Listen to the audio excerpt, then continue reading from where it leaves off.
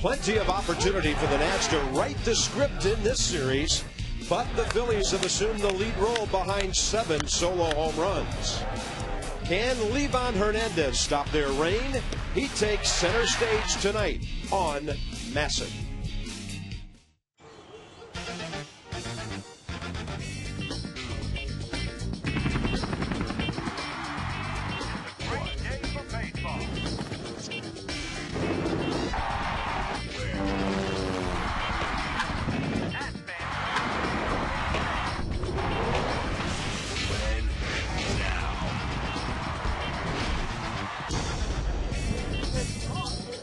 It's 9/11 Remembrance Night here at Nationals Park, a sober reminder of what our country was going through 8 years ago on this day. And it's also Game 3 of the Phillies and the Nationals. The Phillies are bringing their power to the ballpark again tonight. Bob Carpenter, Rob Dibble, and by the way, Rob's family, a longtime association as first responder. Absolutely. My brother's been a fireman up in Connecticut over 20-plus years. My other brother served in the Navy on a submarine for over 10 years. So first responders for a long period of time. Let's talk about what's happening on the field tonight. Joe Blanton's interesting. He's a guy who throws a lot of strikes, doesn't walk people, but he will give up the long ball. He's given up 26 this year so far, Bob, in 166 innings. This one back in April, and then another one back in April to Ryan Zimmerman. So he will give up a lot of runs, a lot of them via the long ball. He throws a lot of fly balls. He's given up, he's had 300-plus fly ball outs this year. So he can give up an awful lot of them, and so does Livan Hernandez. There's Joe Blanton. There's Livan Hernandez. The Phillies have won 50% of Blanton's starts, by the way, and Livan, 2 great starts, 1 bad start in a national uniform. Speaking of home runs, the Phillies basically hit 3 to every 2 by the Nats. And tonight we're going to cover the bases with a guy from Jersey, Ron Vallone. Hi, I'm Ron Vallone, and we're covering the bases. The hardest part of the day, right here.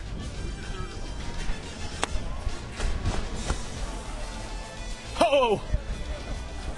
Not a lot of room over here. Be careful. Showing us which way the weight room is, Coach. Thanks for listening, folks. Hope you enjoyed.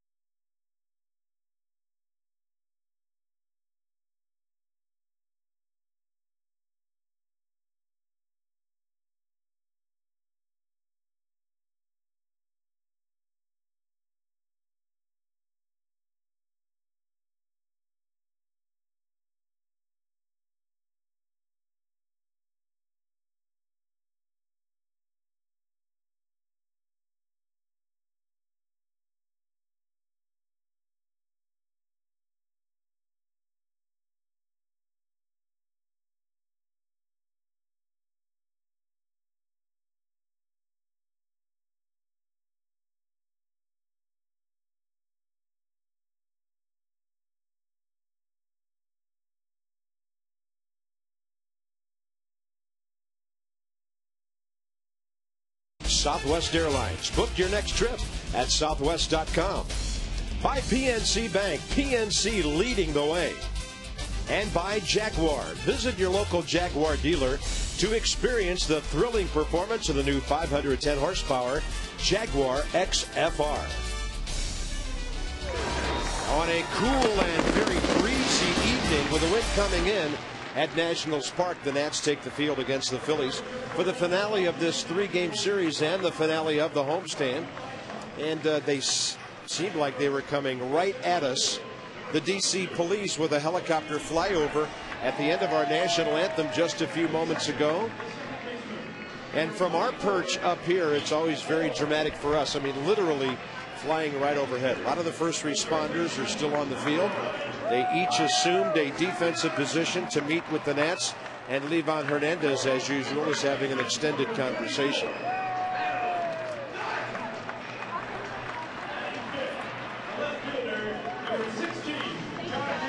That's a man who cares a lot about people, and he cares a lot about those who protect us. And Livan Hernandez is ready to start his warm-up tosses. He has a tough assignment against a very good Philadelphia lineup tonight. The Phils are second in the league in runs and first in home runs. Chase Utley hitting .333 against the Nats this year.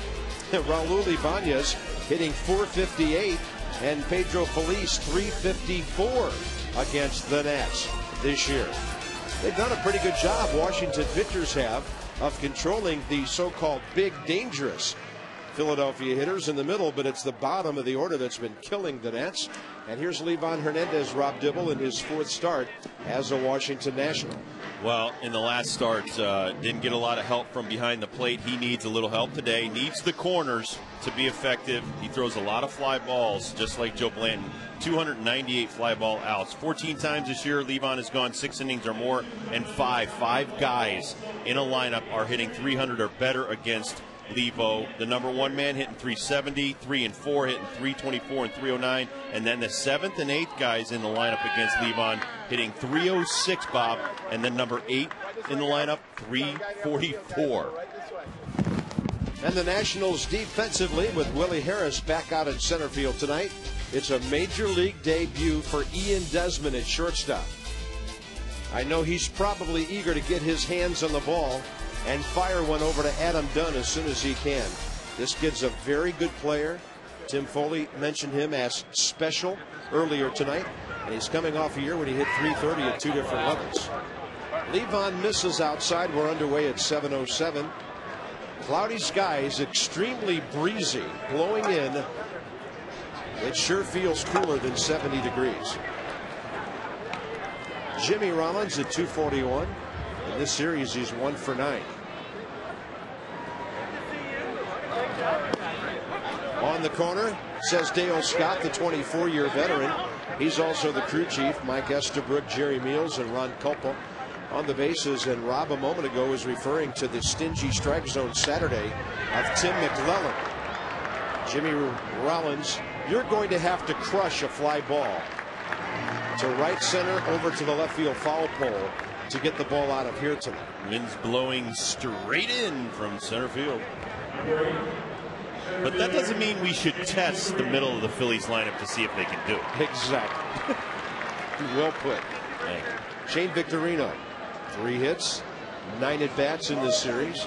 Chase Utley to follow here in the first. Nats have lost 10 of 11. Trying to win on getaway night here before heading off to Florida. Marlins are at New York again tonight. Colorado won this afternoon again. And a line drive. And Pete Orr couldn't get it. It's interesting. I don't know if that ball fooled Pete.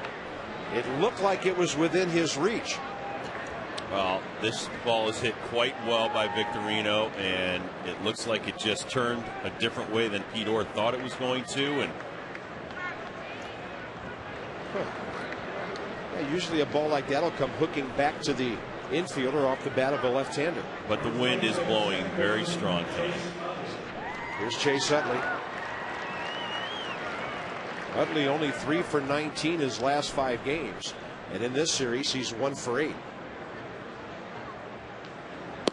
Victorino's a running threat, combining with Jimmy Rollins for 49 stolen bases. Shane has 23 of those.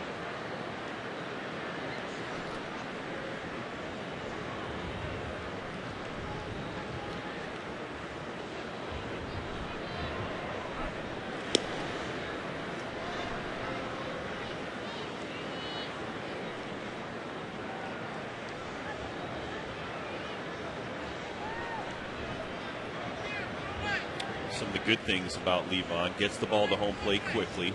Has a very good move to first base, so he'll hold runners as close as possible. I don't know if you can call a catcher hot for what he's done behind the plate lately, but Willie Avis and his caught stealing percentage is on the rise. He's at 31%, catching 13 of 42.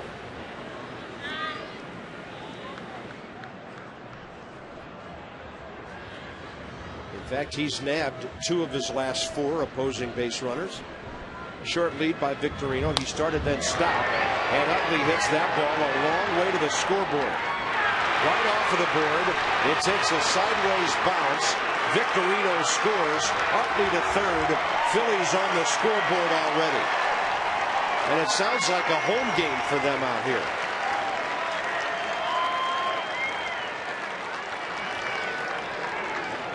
Chase Utley's 86th RBI. Well, you saw Will Nieves way off the edge of the plate. Levon doesn't hit his mark. Ball goes off the wall, and there's, now, are those like light bulb tubes in the fence? It's not a perfectly flush. It's not a flush fence. So it hits one of those little tubes, goes to the right, and adds an extra base to Chase Utley's hit. Limited schedule in both leagues tonight, so not all of the panels are lit up.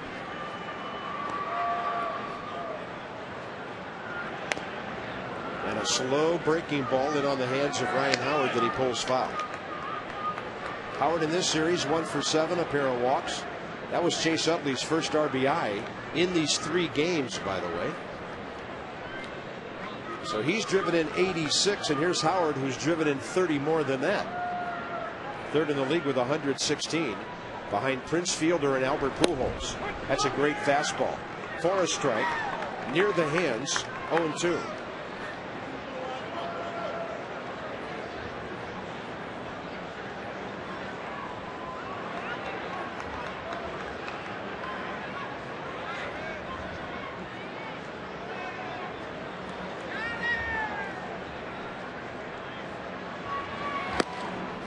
He goes up the ladder. Ball 1. Mentioned Colorado won today 5-1 at home over Cincinnati. They are 2 games behind the Dodgers in the West with their 7th straight win. They're going to run away with the wild card if somebody doesn't change the way that thing's going. Close and inside. 2-2.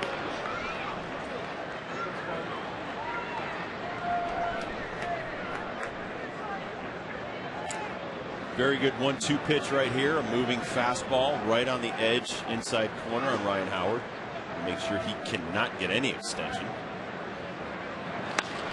That one out over the plate a bit, and it's slicing back to Willingham. Easy sac fly as Utley scores, and the Phillies double their lead. Not a bad pitch by Levon. Howard fought it off. And that's the second out of the inning. That just shows you that young man's arm strength, because it did tie up his arms and he still hit it almost to the wall. Bases empty, 2 outs. And that's the only good news, because Raul Ibanez is stepping in. All he's done is gone 5 out of 9, hit 2 homers, and driven in 3 runs in the first 2 games against the Nats. Now, you had this number yesterday. Before he hit that game, that home run in game 1, he had hit 1 home run in what, 34 games? Yes.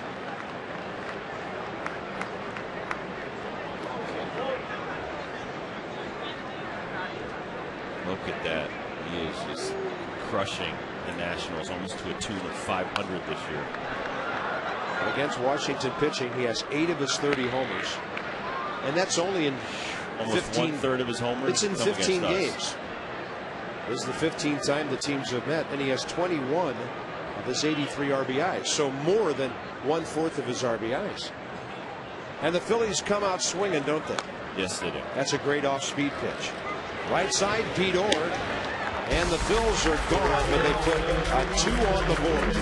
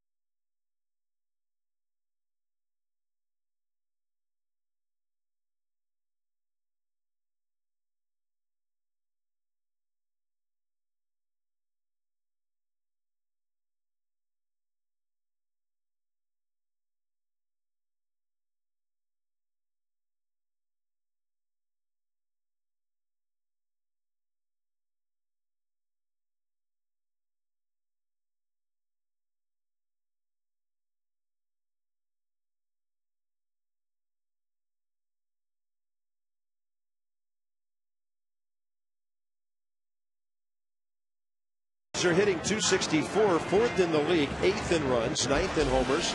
The Southwest.com lineup features a rookie making his major league debut and another young man who was doing that at about this time 4 years ago, Ryan Zimmerman. Since the All-Star break, the numbers are good, slugging over .620, and he's having his most consistent season ever. 2 homers away from 30, 7 RBIs away from 100. And here's Joe Blanton, who's been known to give up a few runs himself. Although his ERA is solid this year at 3.80. The thing is, Rob, he'll give up some home runs, but usually nobody on base. Well, that's because he's a lot like Cliff Lee, where he will throw 80+% fastballs.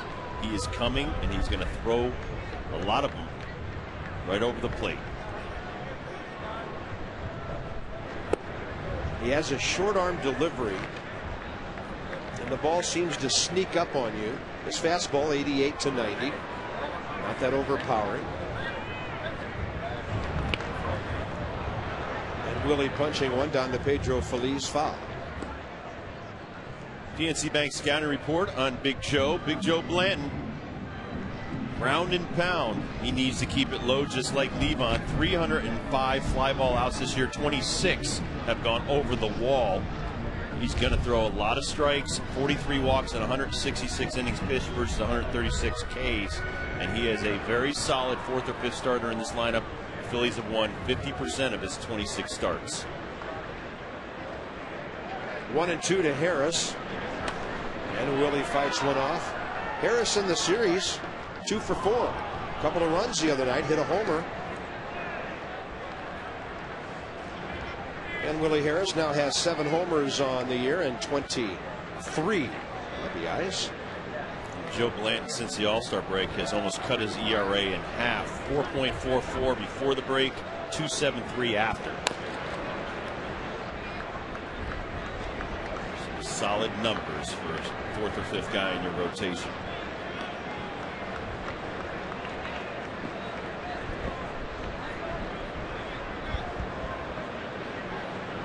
Fedor, then Zimmerman here, bottom of the 1st. And a 1-2 that Willie jacks way foul into the 1st row, top deck.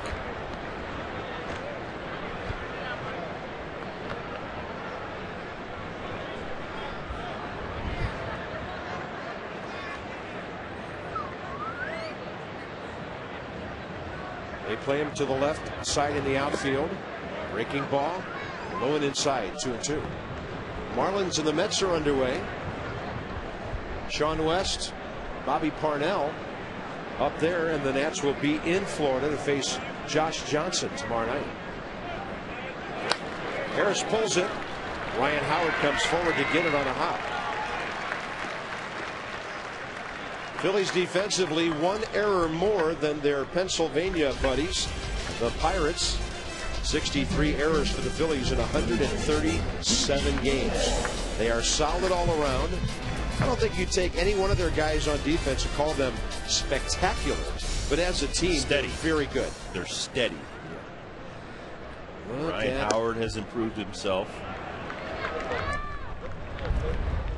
Now, how about that sunset on a fall evening, looking out toward the Blue Ridge? It's gorgeous.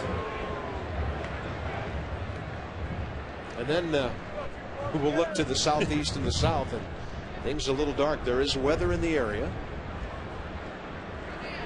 And an off-speed pitch. He drops it right in on Pete Orr. Pete is 10 for 29 in 11 ball games. 4 RBIs. Made an appearance as a pinch hitter and hit a sac fly last night. And Blanton gets it by him. Ruiz throwing to Howard, 2 down. Boy, Ryan Zimmerman hit a couple of tape measure home runs against this pitcher the last time the Nats went to Philly. You saw him try to sneak the fastball in the inner half. As many times, that's not where you want to try to pitch Zim, and then he hangs a breaking ball against him. And the second one he hit against Blanton that night went even farther into the second deck. I chuckle every time I see that replay because the ball literally flew right through Ryan's smiling face on the video board on its way to the upper deck. Zimmerman's hit 28 of those this year.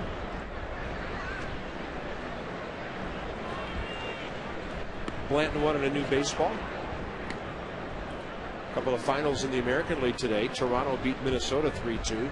But the White Sox, or the Tigers, lost 7-4 at Kansas City. Zimmerman likes this pitcher, doesn't he? Yep. So far, he owns him. 7 for 14 with a couple of jacks, and they came in one game. So Minnesota stays 5.5 back in the AL Central.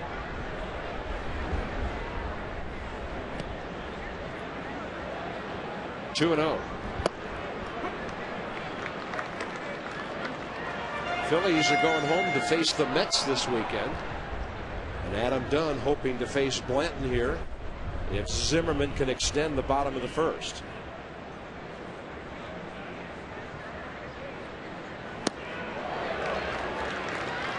Joe's doing a little bit different game plan against us this time, throwing a lot of off-speed stuff, very few fastballs. So he's making like a young pitcher and showing his whole repertoire, not to throw too many heaters early. Absolutely. I think he's taken enough ground and pounding by our offense. And he gets Zimmerman on a pitch down and away. And that's going order. 2 strikeouts. Folks are still coming down Half Street. Come on in. 2-0.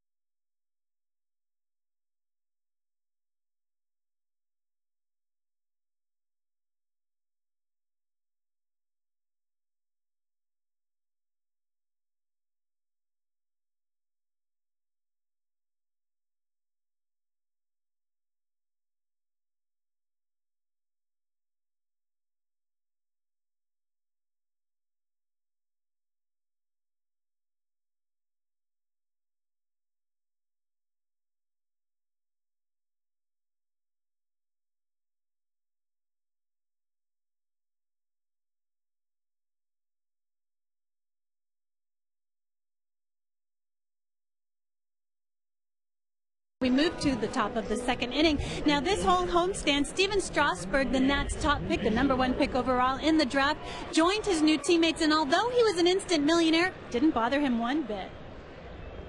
I knew going into this that these are, a lot of professional athletes who have been around the game a long time. So I was just going into it with an open mind, trying to learn as much as I can from these guys. And if they like me, they like me. If they don't, they don't. I can't control that. Next up, Steven heads to Viera, where he will join the instructional league team, and then he'll head out to Arizona, Bob, for what they call finishing school, the Arizona Fall League. Well, that's been a springboard for a lot of players. I just wonder if he's looking forward to facing the Phillies someday, based on what he's seen the last couple of days. I would hope he'd be eager to face this bunch. And here's Jason Worth, who's had a good series, 2 homers, 3 RBIs. Levon throws one in there on 3-0. Worth, Feliz, and Ruiz, the 6, 7, and 8 hitters, and each one of those guys is homered in this series.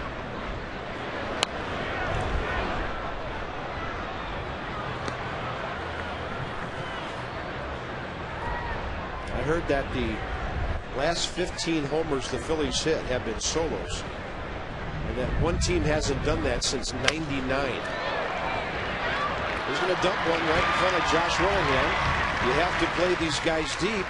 Every once in a while, they'll get one off the end of the bat and drop it right in front of you. 2010 season tickets are on sale. You can make your deposit at 202-675-NATS or visit nationals.com/2010. 1-0. Guaranteed seating, all kinds of other things like exclusive events. You can become a citizen of Nettstown and join us here every day. And a strike to Feliz. Pedro Feliz hitting .268, but he's hitting 86 points higher against Washington. 0-2. Fastball.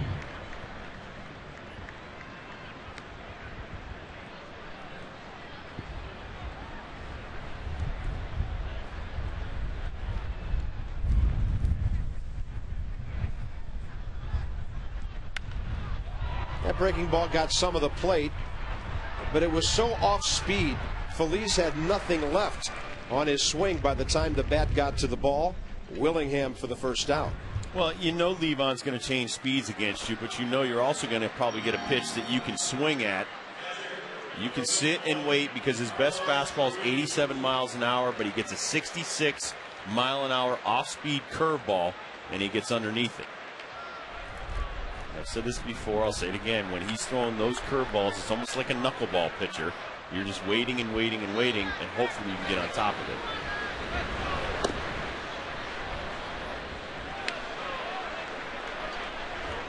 Catcher Carlos Ruiz.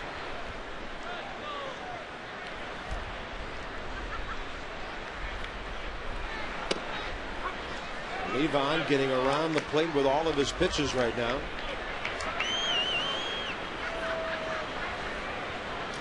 And there is autumn in the air tonight.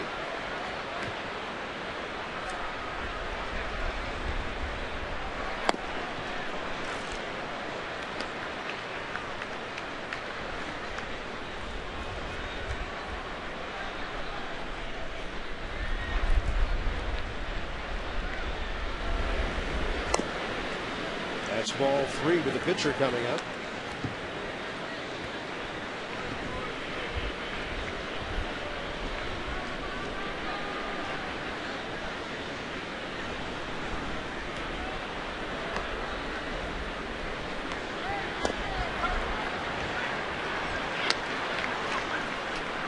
Rob talked about what a good job this guy did during the postseason last year. 5 hits and an RBI in the LCS. Then he had 6 hits, a homer, and 3 RBIs in the World Series. Not to mention the outstanding work behind the plate. Runner on the move, and it's ball 4. 2 on, 1 out.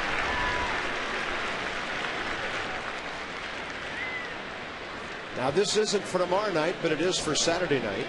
Due to Major League Baseball national broadcast restrictions, Saturday's game at Florida starts at 6:10, but we can't join you in progress on MASN until 7:05. Marlins going early because of a concert. Follow the game at MASNsports.com, live game blogs and stats. Rob and I will be with you at 7:05 with pictures, and we'll have our usual menu of Nats Extra post-game items as soon as that ball game's done Saturday night.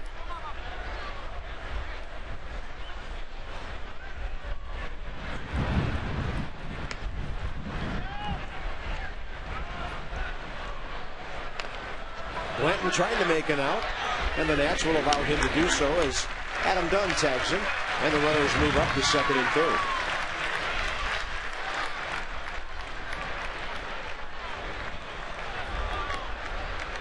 That'll bring up Jimmy Rollins.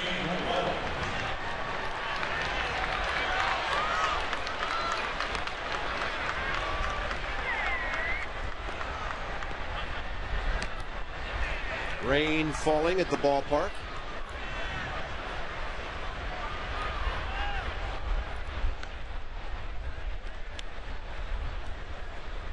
Rollins flied to center first time, and Hernandez misses away.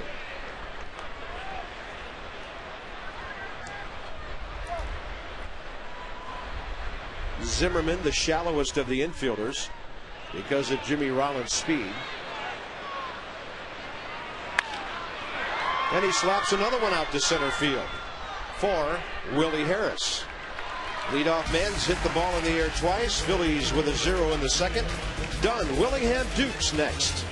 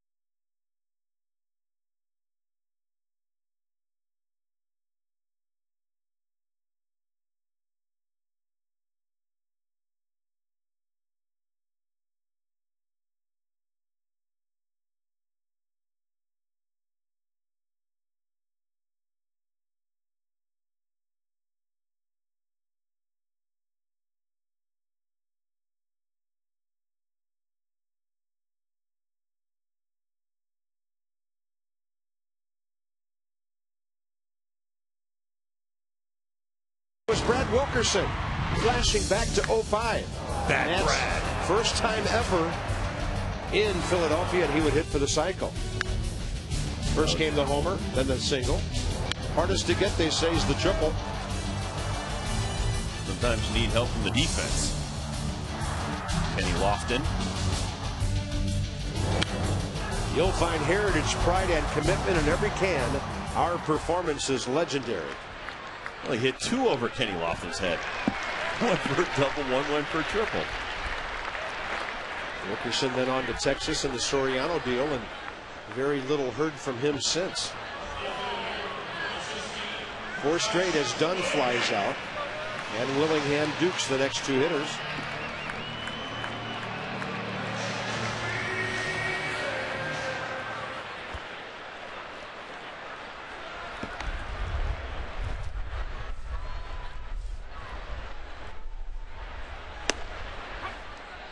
He's just riding that fastball for strikes, throwing the breaking ball near the plate. Nobody's had a good swing at him yet.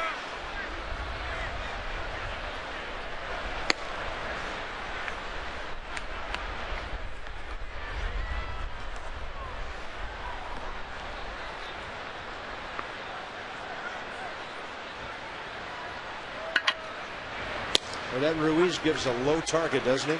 He puts that right leg straight out, and his glove is at about the knees of the hitter. Tony Pena used to do that a lot. Also, Benito Santiago. Willingham waiting for that big hook. Quite some drop on that pitch.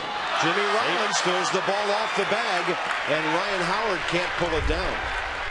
Might be an error on the shortstop. And if it is, that's only Jimmy Rollins' 4th error of the year.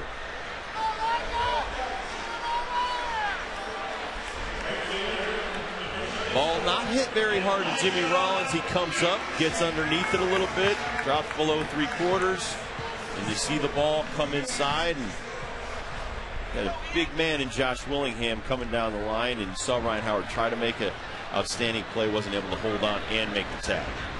Here's Dukes. First pitch changeup inside to him.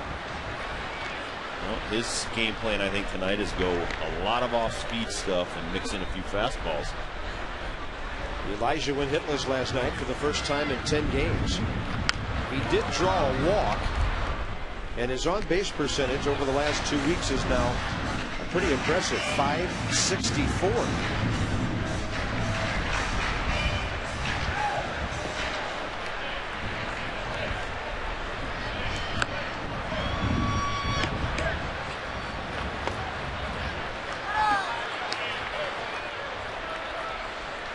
Blanton, born in Nashville, grew up in Kentucky. He went to the University of Kentucky in Lexington. Broke in with Oakland in 04, won 16 games there in 06, 14 the year after. And then he won 9 between Oakland and the Phillies last year.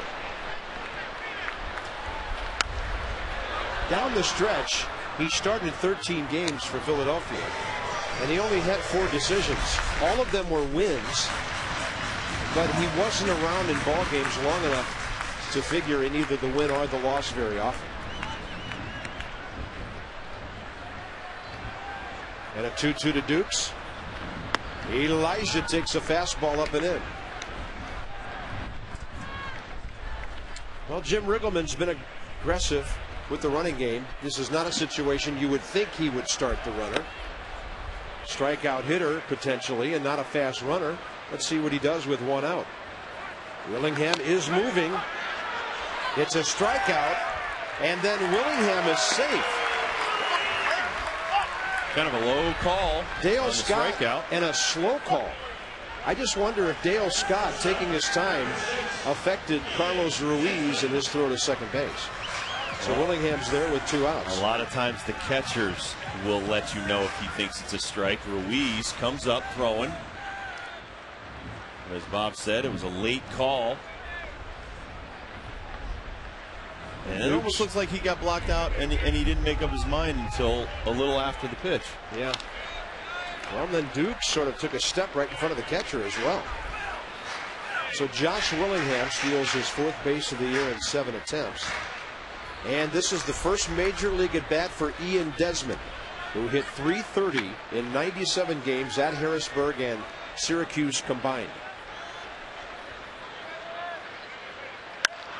He hits it well. Center field. But not far enough. It's going to be pulled in by Victorino.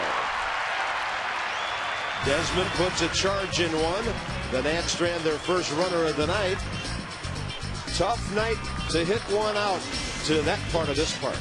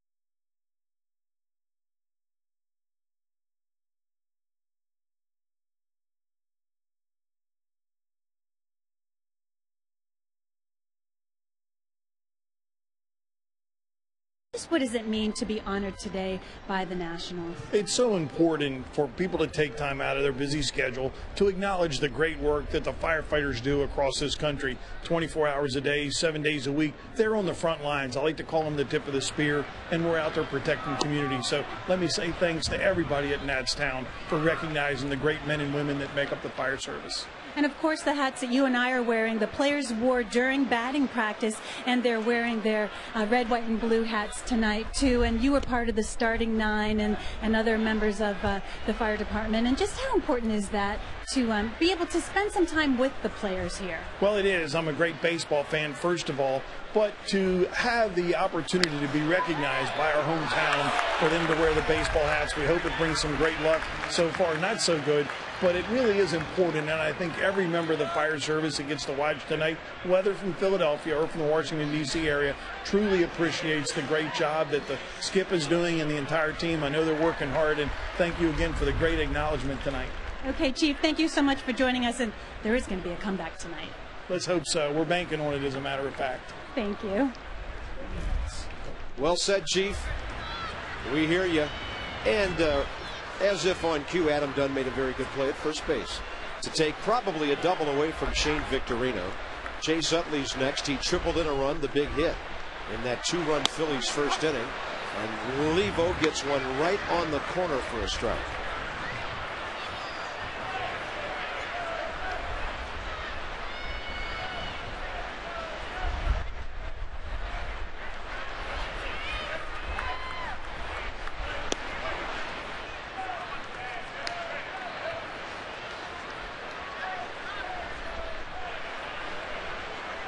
This pitch is close, but on our pitch track, it just kind of slides outside on the changeup.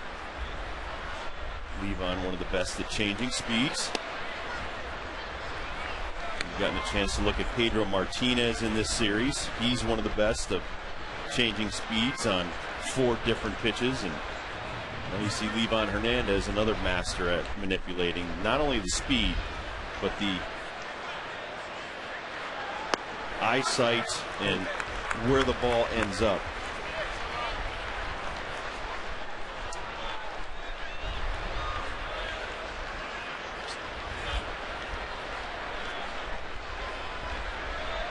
Look at that. It's like you need a parachute at the end. 2-2. Goes up and then comes down. Then that 87-mile-an-hour fastball looks about 92. And Utley just got a piece of it to foul it away. And it was interesting. I had really never thought about pitchers' hands and the way the fingers are and things like that. And Barry Larkin, who now works for MLB TV, was talking about Pedro Martinez has some of the longest fingers he's ever seen on a pitcher. I think his brother did too. Yep. Remember how Ramon used to dangle those fingers during his delivery? And Barry said that he's able to change the diagonals and the horizontals and verticals because of the length of his fingers. Because I guess they did a special on it on the MLB TV network. And I've said that to you before, that with Mariano Rivera, he's got long fingers, and he basically throws a four-seam fastball that cuts. Chase Utley out to left, and Josh Willingham waits for it. 2 outs. Livan Hernandez is retired, 5 of the last 6 Phillies hitters now. And he'll face Ryan Howard, bases empty, 2 outs. The Phillies are playing some close ball games, and they've won 6 of those 10 close ones. Ryan Howard, doesn't matter where he is, he could go home court, road court, neutral court, drive-in runs. And Livan Hernandez, pretty good against the East. He did face the Phillies earlier, though, for the Mets, and pitched only 3 innings, his shortest outing of the year. Against Philadelphia at Citizens Bank Park on July 3rd. He gave up 10 hits and 7 runs in 3 innings, walking 4.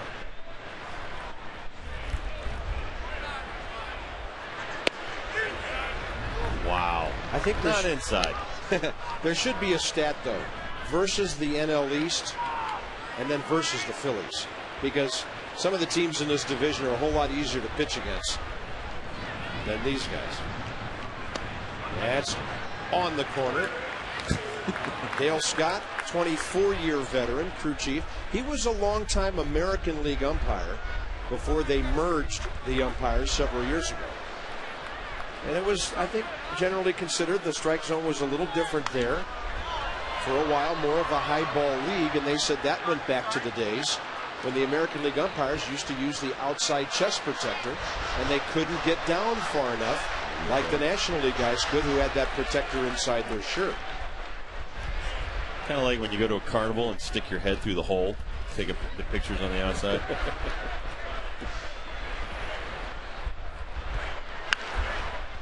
By the way, we did consider a Rob Dibble dunking booth for season ticket holder day here. I'm in. I will sit there. If you want to hit the target, I'll sit there and I'll suck it up. We could have, for the team. Folks, we could have raised hundreds of thousands of dollars. But if you heckle me, I get to throw water balloons back at you. There you go. I'm kidding. I wouldn't do that. You better go about your business quietly. I volunteered for a kissing booth, but they decided not to do that. Remember those? Yes, I do. Can you imagine that today? 3-2, and a large pitch count for Livan Hernandez today. He threw 18 pitches in the first inning and then 19 the second time around. Look at the folks with their slickers and their ponchos and their jackets tonight. The first real night of fall weather we've had.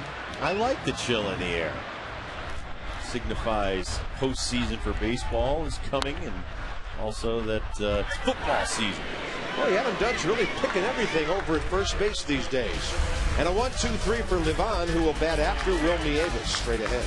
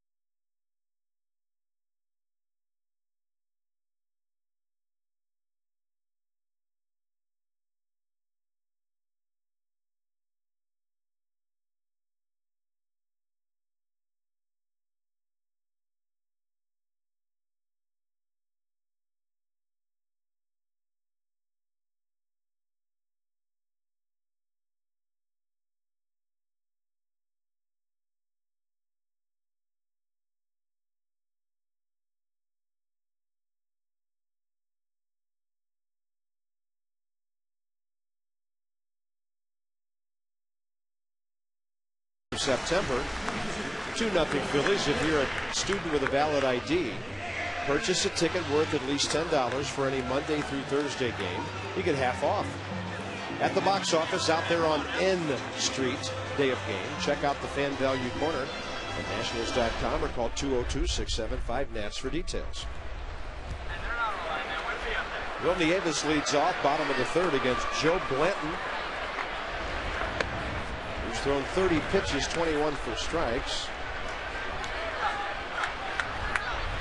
I've had people ask me, just where is that box office? Well, it's right behind the red porch, out there in left center.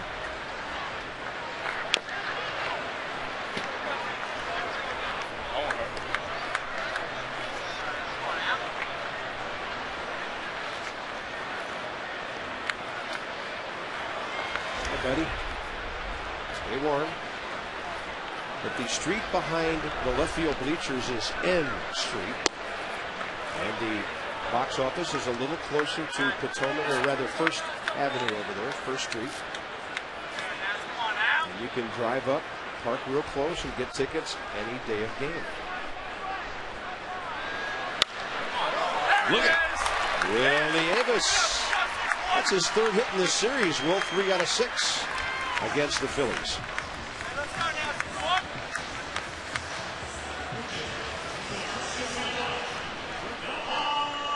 Always nice to get that number 8 man on, because Levon's a good hitting pitcher. Well, this is a very nice swing put on this pitch. It's a fastball. He doesn't try to kill it. He puts it right back up the middle. Gets himself a base hit, as Bob said. Now you got the pitcher up. He's in the situation to sacrifice you to second, put you in the scoring position.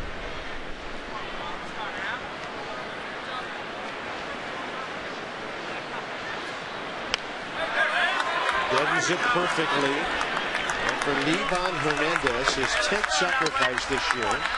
It goes 1-4, and the 98th sacrifice bunt of his career. Top of the order now, you've got 2 shots to score with Willie Harris and Pete Orr.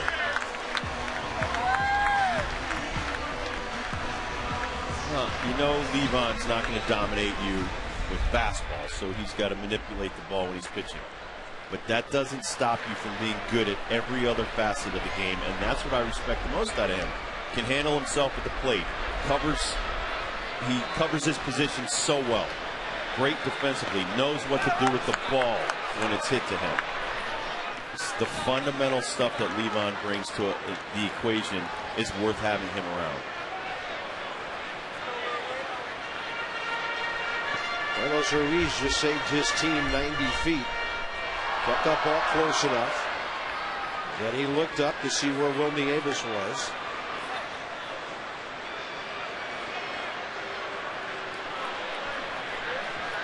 Willie Harris has driven in 23 runs. Blanton drops in that breaker. Is that a good breaking ball, as Rob mentioned? Good changeup.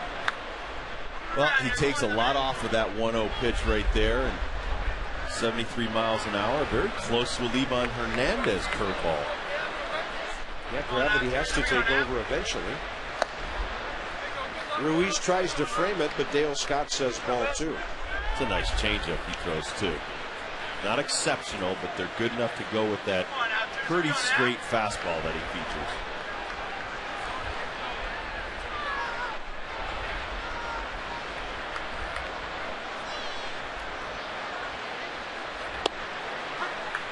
All right, that's 90. That's as hard as he's thrown tonight.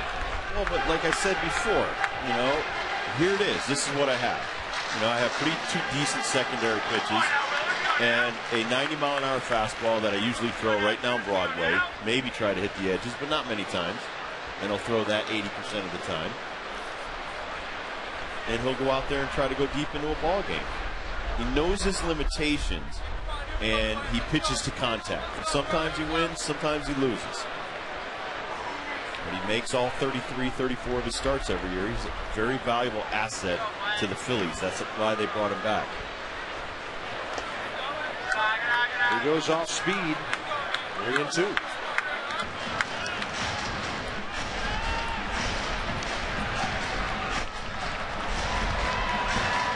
hit by Willie Davis, the Nationals' first of the night. He's their second base runner after Willingham reached on the Jimmy Rollins error.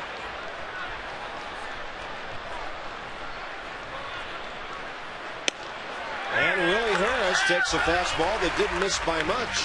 He's aboard with 1 out.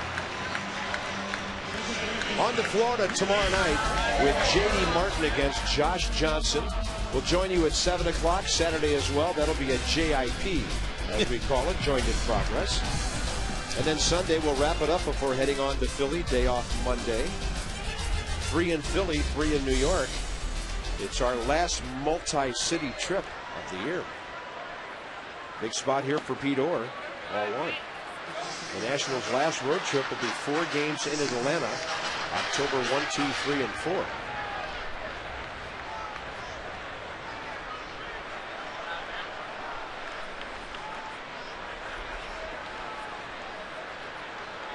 Big gap in right center. Fastball away. He's pitching to his outfield defense, and he misses twice.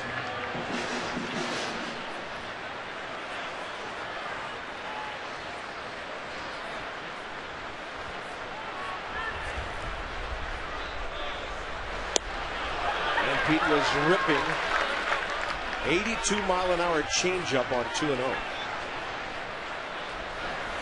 You're looking for a fastball. Most hitters are thinking, counts in my favor 2-0, and Blanton, a veteran pitcher, throws him something off speed and slow.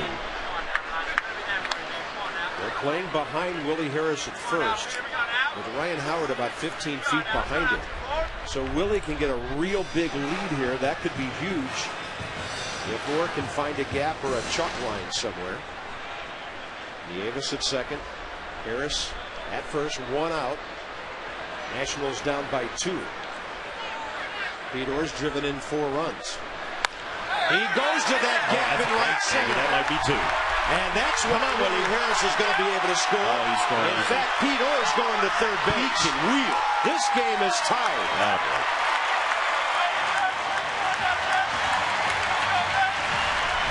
They gave Pete Orr right center, and he took it. And he's now 11 for 31 in the Washington uniform.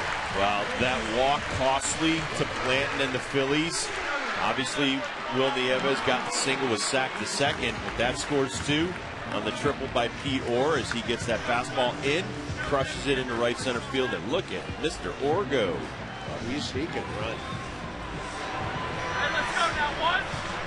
Wiggleman had some interesting things to say about it today. So in his career, he's kind of flown under the radar for many years. Didn't have a real good year this season at AAA. And by the way, that was his 7th career triple. But he said everybody knows what a good ball player this guy is. But he has a way of being unnoticed at times. That'll get your attention. Zimmerman for the lead here. And that's short center. If they had sent Pete Orr, he might have been able to score on that up-the-line throw from Victorino, who does not have a strong arm. Does not have a strong arm. held him. What's the point of holding him at this point in the season? Still trying to figure out when you're close to 50 games under 500 why you don't challenge the arm of a Shane Victorino right here. You're trying to beat this team mainly to help the teams behind the Phillies. Got a very fast Pete Orr that throws up the line. He probably would have scored. But once again, now there's 2 outs and he might be held up there at third base.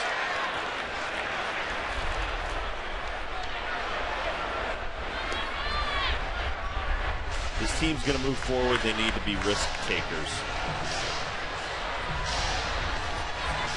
Agreed. Adam Dunn, 94 RBIs.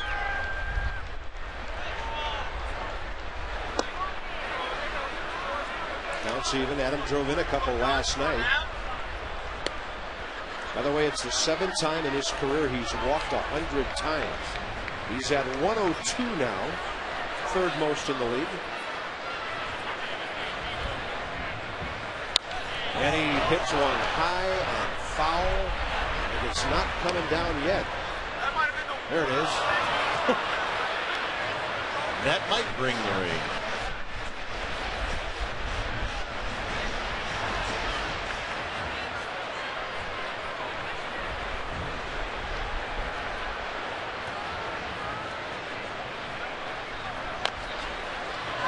It goes foul.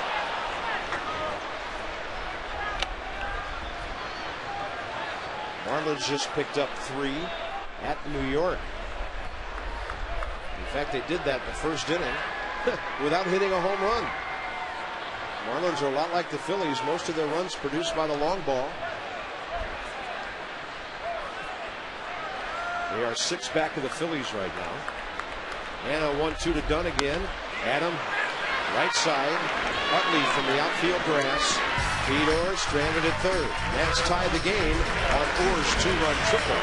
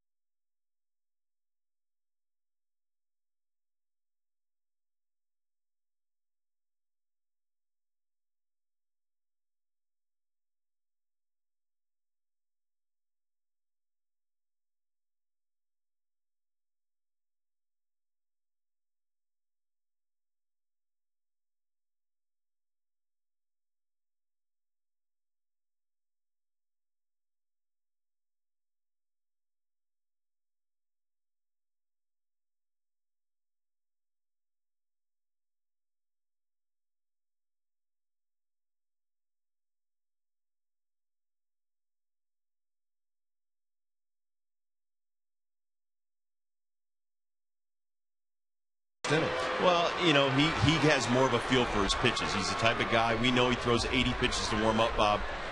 You know, and he has to get himself, I think, tired enough to make his ball run, to make it sink, maybe to tire himself out. He's not going to overpower you with fastballs. He tops out around 86, 87. But what he does need to know is what he's got a feel for. Is the changeup working tonight? Am I going to throw more slow curveballs tonight? So now that he has the feel, you should see him probably move the ball a little bit farther away from the plate. Like that. And it's 1-1 to Raul Ibanez. He bounced into a ground out to Pete Orr first time. Can't this guy just take 1 over against the Nats this year? Plus, he also needs to get like Tim McClellan. He just needs to get a feel for the strike zone by Dale Scott. Yeah. And Dale Scott probably cut from that same mold in terms of experience, but I don't think his strike zone is the postage stamp that Tim McClellan was using here on Saturday. Levon goes 3-1 on Ibanez. Dangerous count. Dangerous hitter. That was wonderful, though, by Will Nieves. He was telling him to shake him off, shake him off. They knew they were throwing a changeup, and then he's telling him, get it low, get it down. Will always works his butt off when he's catching. 3-2 pitch. Had him reaching. Levon lets it go because he knew Desmond was playing up the middle. And there you have it, folks. The first major league assist for the shortstop, Ian Desmond. I like that arm. Aflac trivia. All right, Medwick. What trick question do you have tonight? Which 2 players have played for the most teams all time? Wow. Is Gaylord Perry one? What about Todd Zeile? I think, yeah, that's a good one. Todd Zeile, I think, played for 13, 14 different teams. It's a lot of jerseys you got to put in glass. Remember Gaylord Perry, though? He used to show up at different events, and he'd have the logo of every team he played for. Right. On both sides. But I think that was maybe 10 or 11. I think Todd Zeal's a great guess. Ron Vallone's got a bunch. Good jam job there.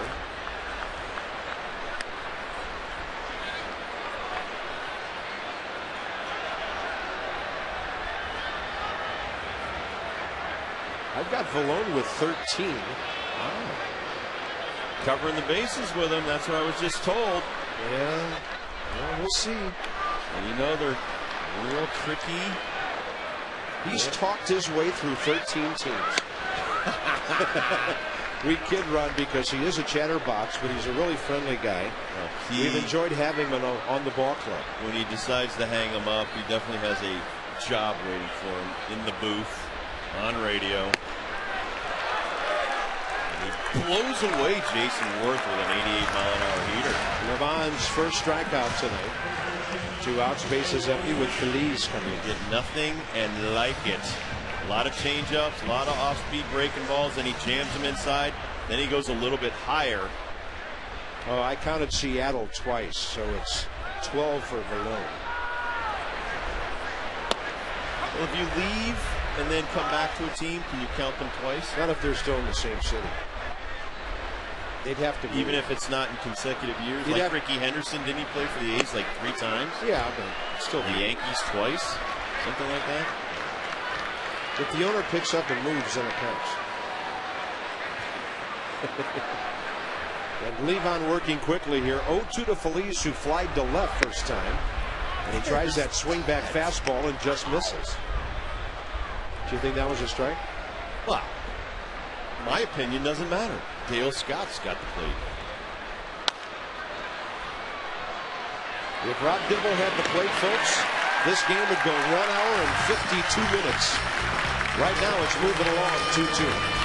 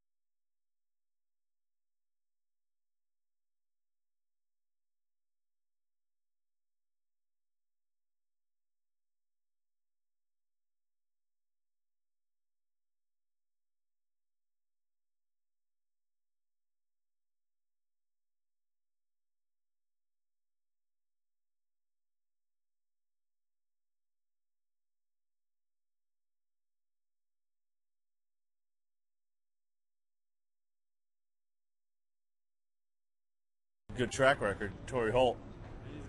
But you have Willie Park. He's playing tonight. I know. You should be fired up. I hope so. He's gonna do good tonight. Well, Bergie, you can't bring it. You can't bring your TV down to the bullpen tonight.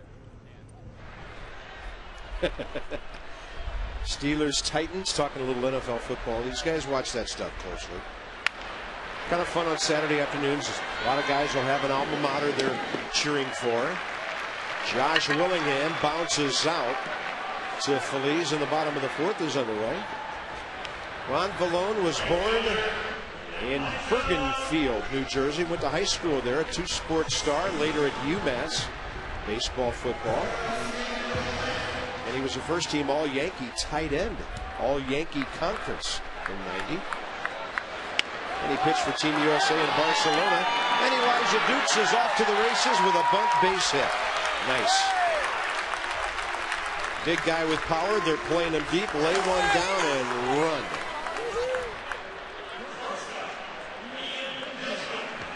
He lays it down right here. The toughest part right here is getting it soft enough to where the third baseman has to field this coming in almost barehanded.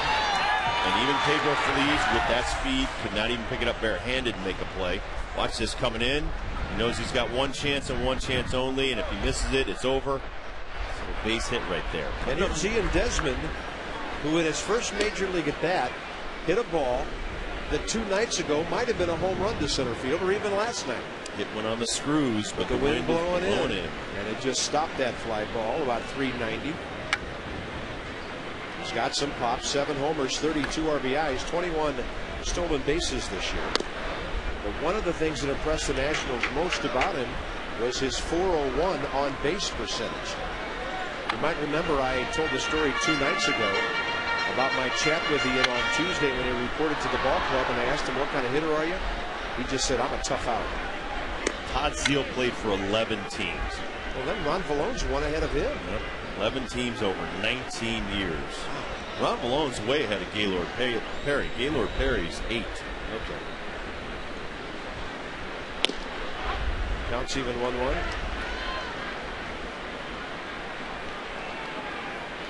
Desmond is kind of everything you're looking for in a shortstop these days. He's a big kid, 6'2", 210. He'll be 24 years of age in 10 days. Off-speed pitch, he takes it. Sarasota High School, class of '04 down in Florida. He was verbally committed to the University of South Florida in Tampa when the, at that time, Expos made him their 3rd-round draft choice. Been in the minor leagues for over 6 years. Got a chance to talk to one of the greatest baseball minds out there today, Gene Michael, today. And there's Desmond's first major league hit. The pitch by Victorino, and Elijah Dukes is coming home. He will score. 3-2 Nationals.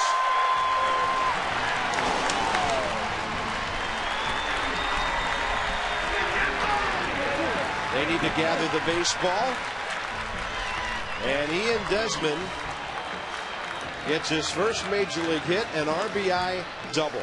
Well, he's hit 2 balls on the screws tonight. One hit up in the air. The other one he hits on the line to right center field. Victorino sliding so he can try and make a great play. Couldn't make it. Worth has to pick it up. No momentum on the throw, and Dukes comes in and scores easily. Sliding right through Ruiz. Did you know Derek Jeter made 56 errors his first year in pro baseball? So if you were to judge him by numbers alone, you'd say, oh my God, he'll never play in the big leagues. And now he's on the verge of becoming the all-time Yankee hit leader, one of the greatest shortstops ever to play the game. So, they like the way this kid plays shortstop. What Gene Michael said was you still need to scout guys by looking at them, watching them play, not just reading the numbers and graphs and charts. Nats got the baseball. Here's Willie Avis, who singled cleanly up the middle. His first time. Nationals about hit the Phillies 4-3.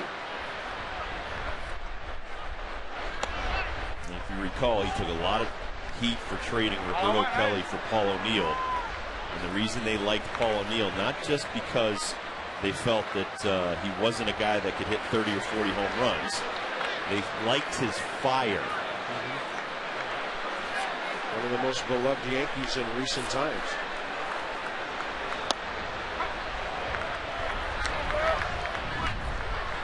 Well, Desmond, as I mentioned, has been in the minor leagues for a while. Career average of under 250, but he's been better lately.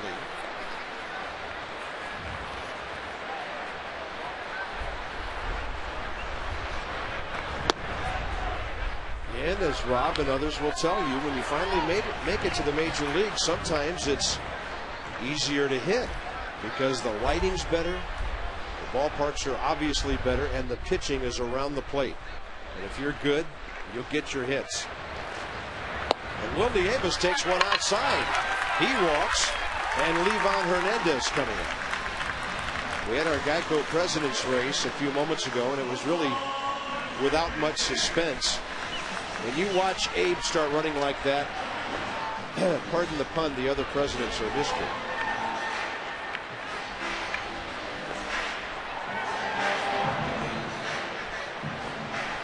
And he's a good finisher. Is Levon bunting, or is he swinging? There's your answer, at least on the first pitch.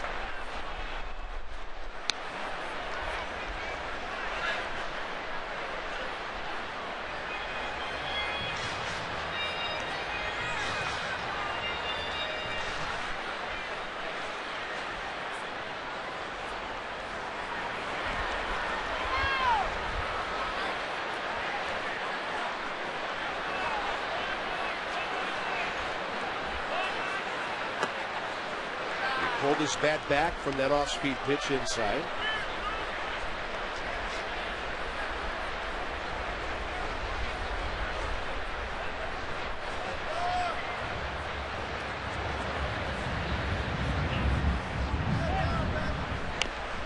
Oh, that's a great bunt, third base side. And he almost beat it out. Coming home, and out is Desmond. He kept coming from second base. He tried to reach in and get the plate. And the Phillies, had they not been alert, he and Desmond would have stolen a run. But I like it anyway. I know you do. I love hustle. You can't get mad at a guy for hustling.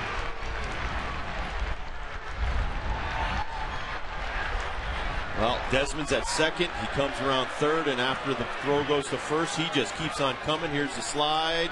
I think he's safe. Let's see.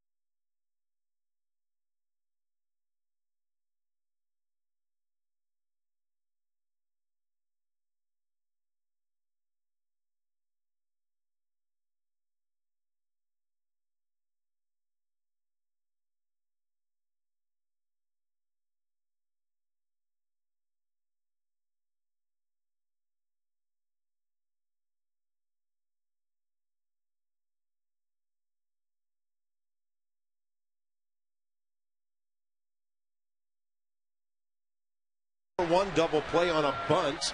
Lots of goodies, ways to stay cool and stay warm. And I love what he and Desmond tried to do here, Rob. This is aggressive. Very aggressive, and he watches the throw to go to first. He knows no one's covering home plate. He thinks he can make it. Now watch on the Xmo. Well, we'll see the Xmo in a second. The key off the mask. Watch the mask. Watch where Desmond hits the mask after he's going across the plate. And that's when Blanton sticks the glove in there. So Blanton's late with the tag, so he was safe. You have to credit the base runner, and you have to credit Joe Blanton for being where he should have been done, because home plate was unoccupied after Ruiz made that throw. So the hand come across, then the glove comes in there. But if the pitcher is out there ball watching, the Nationals have a 4-2 lead. And Desmond just called off Peter. I'll tell you, the kid's looking like he's playing with authority tonight. He's in the middle of everything. Here's Joe Blanton coming up. Is Ron Vallone one of the two players who played for the most teams all time? Yes. Mike Morgan. The right-hander Mike Morgan was in the major leagues at 17. Yes, he was. Boy, that guy had a good sinker. And as good as his stuff was, he finished like 40 games under 500 for his career.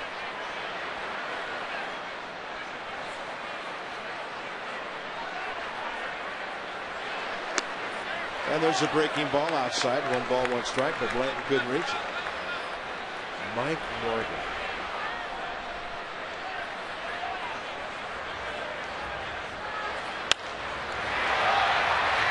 And Joe Blanton's going to drop his 5th hit of the year into center field. 7th career hit. And the Phillies have their first base hit since Jason Worth led off the 2nd with a little blooper out to left center. So Blanton goes defense and offense on the Nats here. Top of the order, Jimmy Rollins. He's fly twice to center. Mike Morgan played from 1978 to 2002.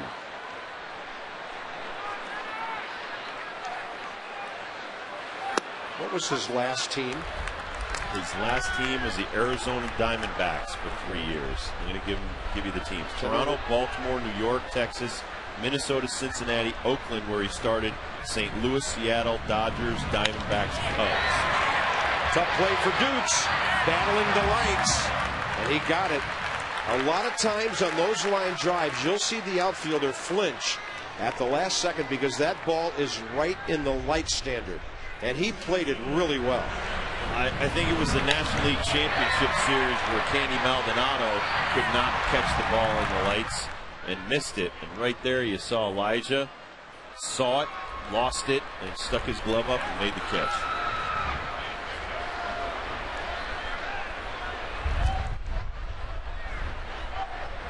Two outs now, and here's Victorino. Levon's throwing strikes. The Phillies are attacking the ball, but he has them swinging early in the count.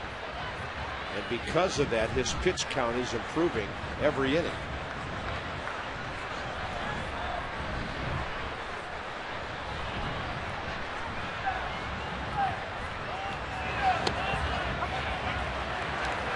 He's getting those outside breaking balls, and he needs those. He can work ahead right here. Now he can really change speeds and throw it out of the strike zone.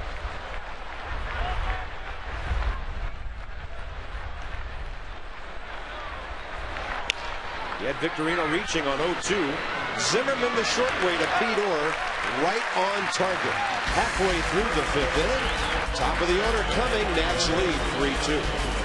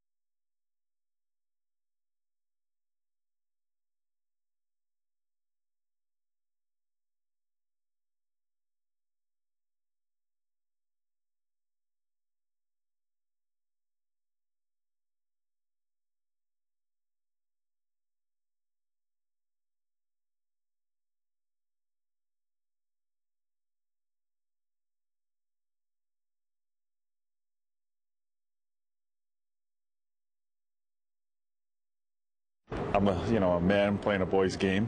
I love it. I respect it. Longevity is, health first. If you have your health, a lot of good things can happen for you, and that's part of the game now. It's a year-round thing, taking care of yourself, eating right, sleeping right, staying up with your exercises, whether it's for your arm, your legs. It's a big combination, but I've been very fortunate. I'll tell you what, Bob, one of the great things about Ron Vallone, he continues to learn. He's from Englewood, New Jersey. Of course, he did play football and baseball at UMass, and he said the reason he chose UMass was because they allowed him to play baseball. Other teams wanted him to strictly focus on football, and of course, he also had a chance to play for the Olympics, and just a great guy overall, and always learning, too. That's the thing that impresses me the most about Ron Vallone. 39 years old, and he still wants to learn about the game of baseball, guys. 92 Olympics in Barcelona when he appeared for Team USA. They finished 4th in that tournament. And some guys learning from him as well. From that 92 draft, Phil Nevin, remember how highly regarded he was? Jeter 6th, Vallone 14th. Shannon Stewart. Well, he was good for Toronto for a while. Kendall still playing. The Iron Man, Jason Kendall. Pretty good class. Willie Harris 0 for 1, a walk, a run scored. Blanton has him 0-2, and he misses away.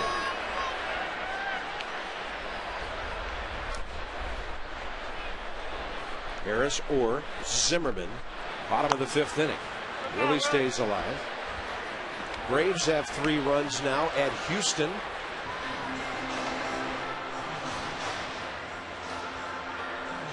Limited schedule tonight, and the Marlins have tacked on 2 more at the Mets. Ugla has hit his 27th, 5-0 Florida. 5th inning. Willie Harris goes to right field, and Worth misses the ball. And Willie's thinking about 3. But he will pull up. He picked up his coach, Pat Listash, just short of second base. I thought he was going to go to third, and then he pulled up with nobody out. Well, I think he was watching to see if Worth was going to make the play first, because it looked like Worth was running this ball down. He tries to catch it over his shoulder, and right there, just didn't get it in the leather. Great shot with the Exmo as it hits off the top of the glove. Phillies have had a few defensive glitches in this series. Yes, they have. And, when you look at what Elijah Dukes did fighting the lights, the hardest thing to do is be on the run, full speed, and try to make a catch. Your head's bobbing, your body's moving all over the place. They could have given Worth an error, but they give Willie Harris a double. I mean, Worth, as they say, drew a bead on that ball, and he was right there, but he simply missed it right at the end. Breeze is still blowing in stiffly from right field. And Orr trying to move the runner, bunts foul. Trying to set the table for a Zimmerman RBI. The Nationals now have 5 hits, and Willie Harris continues his interesting season. He's not hitting for high average, but now, as Blanton works through the lineup, starting the third time. 246 the third time through. Pretty good. The lowest of the 3 batting averages against Joe Blanton. Willie Harris has 60 hits this year, and 27 of them extra bases.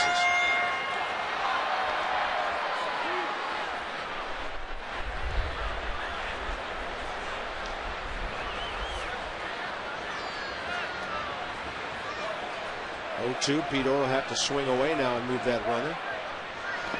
They'll take that breaking ball, blocked by Ruiz. Wanted to give you some numbers on Carlos Ruiz. Time that he was out with an injury this year, the staff ERA for the Phillies was 5.29. Since Carlos Ruiz has returned to get behind the plate, 3.79. Wow, that's a run and a half per game. Yeah, remember the Phillies and the Nats had the worst ERAs in the league early in the season. Well, they're now up in 7th place, just a tad over 4. Strikeout number 4 for Joe Blanton, and it'll be Zimmerman now with 1 out. Good breaking ball right here by Joe Blanton. Got ahead in the count. Then he threw a ball that was fading, and out. Actually, that's a changeup. You gotta love the end location. Down. If the guy does hit it, he's just gonna pound it into the ground. Zimmerman hungry for an RBI after failing to drive in Pete Orr last time. Or was it third, one out when Ryan flied shallow to center for the second out. Dunn grounded out. But the Nats tied the game in that inning on Orr's 2-run triple.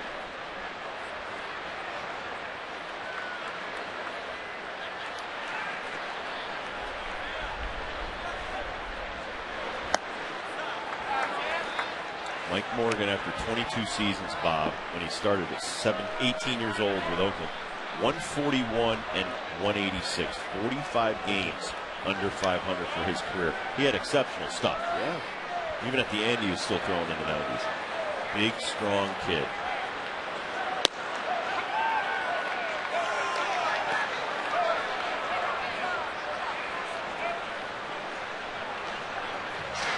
Never really got pounded for home runs either.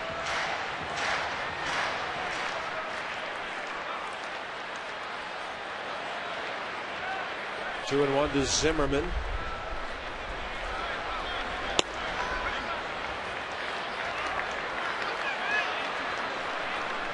Blanton's maybe one of his best fastballs tonight. 92. You hear that one all the way up here. Yeah, he's getting looser as this cool evening goes on. Zimmerman is 1 for 10 in this series with one walk.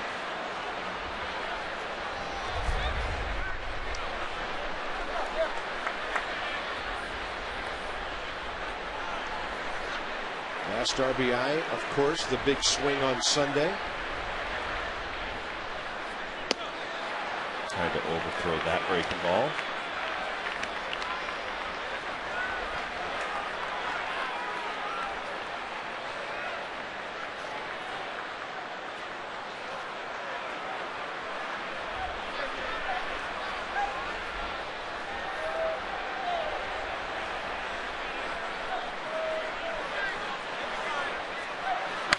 Zimmerman hammers one to center. That ball caught by Victorino for the second out. Ryan 0 for 3. Dodgers are coming to town on the next homestand. And on Thursday, September 24th, you can watch the game from a private suite here at the ballpark with 14 of your friends. Go to nationals.com/win, and you just might watch the game in style. That's nationals.com/win. Give it a try. It might be your most fun evening of the 09 season. Kind of an unusual last homestand for the Nationals. The Dodgers for 3, the Braves, and then the Mets. So the Nats out of the division for 3 more games, and then back in for the last week and a half. Dodgers, by the way, off tonight, 83 wins, 1 fewer than St. Louis, who now has the best record in the league. And all those division winners, they want that home field advantage throughout the playoffs. Nobody's going to come near the Yankees, and they're 91 wins right now.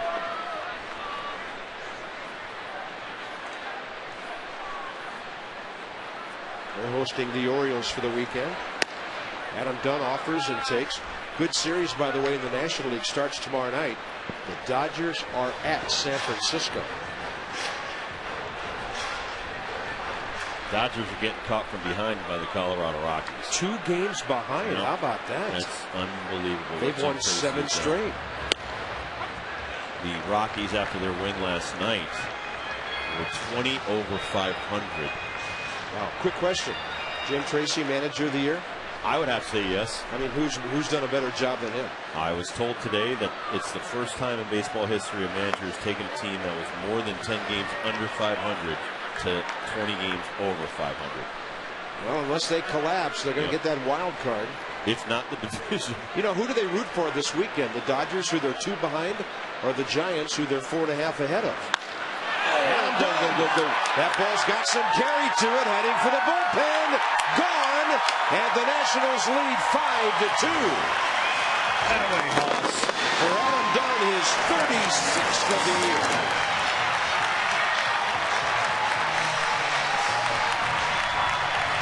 How long has it been, Bob, since he got hold of one? people rooting for Adam, especially myself, to get another 40 home runs this year. It's 36 right there, outside. Looks like a changeup. He goes with it.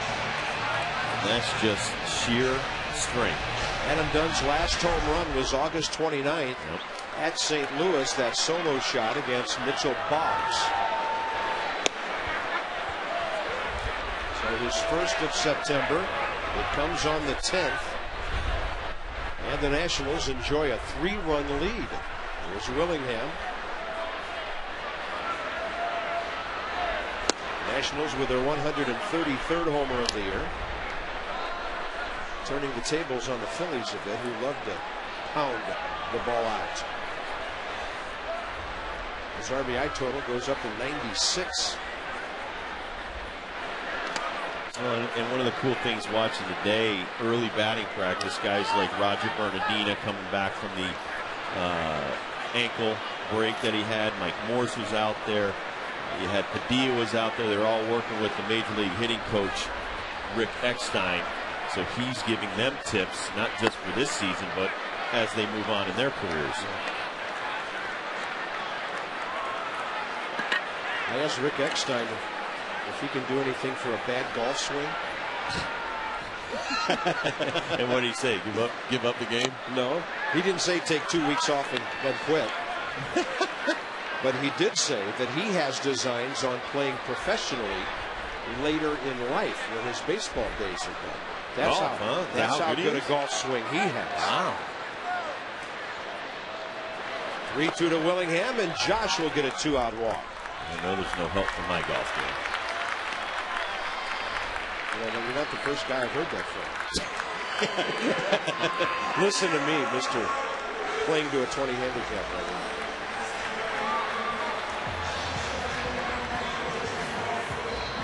Rich Doobie, Phillies pitching coach.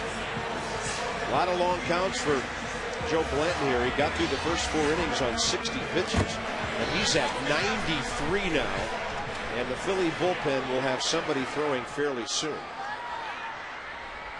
Why don't you drop us a line at massinsports.com. Ask about the Nats. I submitted a new blog a couple of days ago telling about one of the greatest pennant races we've ever seen in the National League, as we kind of got that September thing going. And you can log on, read blocks from all of our guys.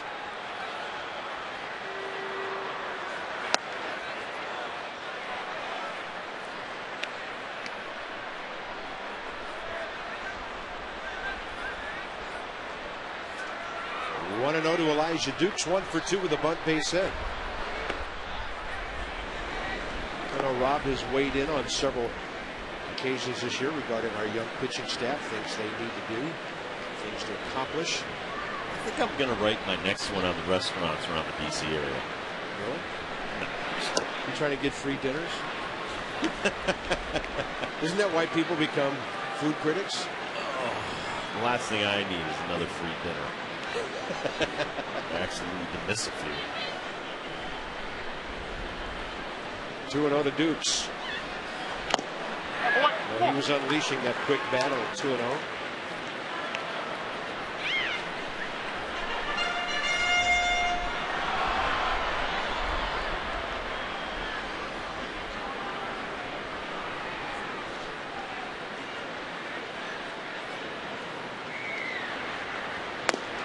Got a good take. Elijah is really seeing the ball well lately. He's had 11 walks over the last couple of weeks, 34 on the year.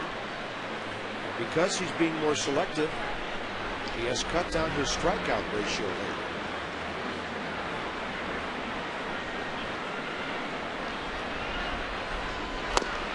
And he'll take a walk on a 3-1 pitch. I think he's finally starting to get that with his power and the way he has just been dominating pitching lately, they don't want to throw him strikes. They're going to try and make him expand his zone, and he's going to have to be a patient hitter. Tyler Walker, right-hander, getting ready. Tyler, don't call me Luke Skywalker. Here's Ian Desmond again. The 84th player drafted back in 04 when the Expos took him in the 3rd round. he gets a breaking ball and goes deep to left. See you later. The rookie hits a 3-run homer in his first Major League game.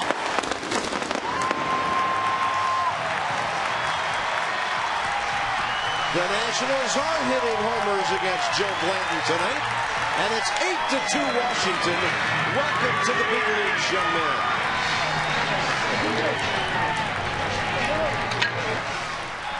Sometimes all it takes is a chance to play up here, and as Bob said, you see a lot more strikes and a lot more pitches to hit. A little bit more erratic down on the farm, and he sees a hanging breaking ball, and he wastes no time hitting his first career Major League home run. But he has hit 3, not just that home run, but 3 balls tonight on the screws, Bob.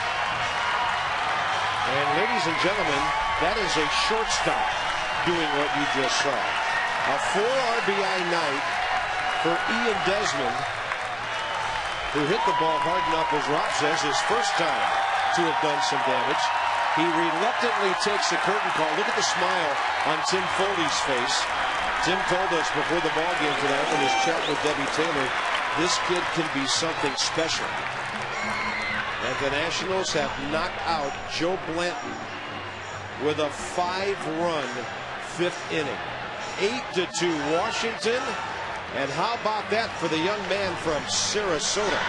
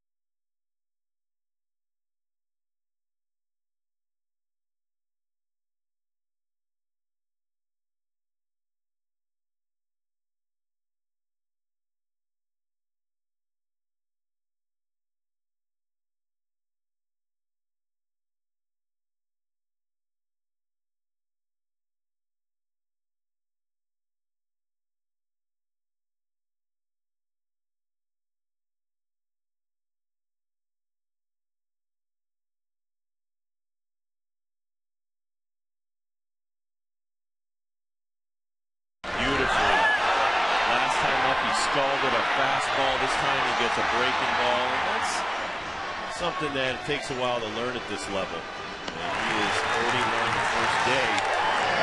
There goes a hanging breaking ball. Jack it out of the park. Well, we could be seeing the start of something important here for this ball club. A homegrown product. Ian Desmond, drafted by Montreal. Here's Tyler Walker, who's been around for a while. Most of his career with the Giants over the last 5 years. 33-year-old right-hander. I think I need to remind you we need some pitching on this team. Got a lot of guys that can hit the ball. So you're talking about using them possibly to get pitching? No, not so much Desmond, but I'm just saying. I don't mean him. The more you build up your portfolio down on the farm, you can use some of those guys to go out and get some pitching. Here's Willie Avis. He hits the ball hard out to short. Jimmy Rollins makes a good play, throws it away, and that'll be his second throwing error of the game. Jimmy Rollins has made 2 of his 5 errors the entire season in the first half of this game tonight. The Phillies have made 5 errors in this series. Well, he knows he has some time right there. He backhands it, and he kind of drops down, and you see that ball fade. And he throws a sinker over to first, and he tells Ryan Howard, that's my fault. And Levon Hernandez will be the 9th Nat to bat in this inning.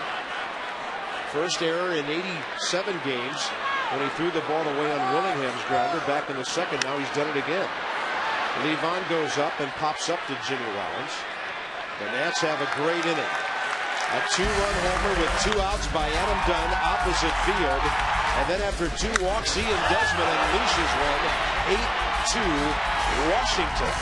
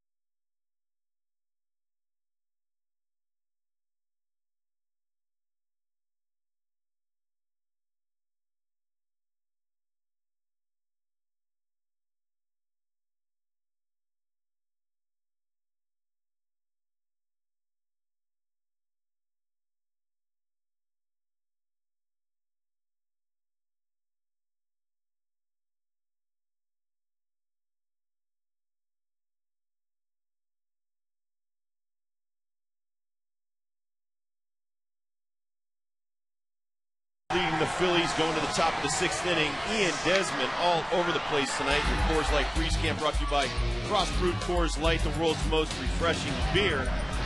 And on this bunt, Desmond's at second. He gets to third. He just keeps on trucking, trying to beat this throw home by Chase Utley and Joe Blanton on the tag. We'll let you be the judge. There's the freeze cam. There you see his hand coming towards home plate. Blanton tags him right there. He's already by the plate. He was called out.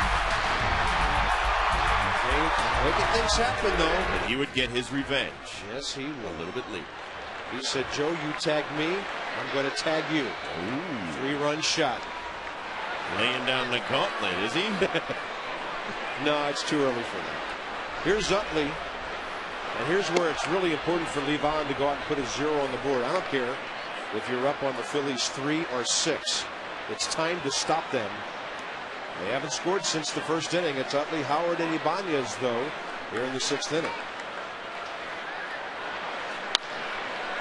Normally a base hit. Pete Orr's got it for the first out. I wonder how many teams do that thing on Utley, the shift. Yeah, you don't usually put him in a category with Adam Dunn and with Ryan Howard. Better third time through, still a bit high at 280, but we'll take it. Probably the best on our staff. Ryan Howard is next. He's 0 for 1 with a sac fly. Looked like the Phillies were on their way to a sweep when they had 2 runs by the time their first 4 batters hit tonight.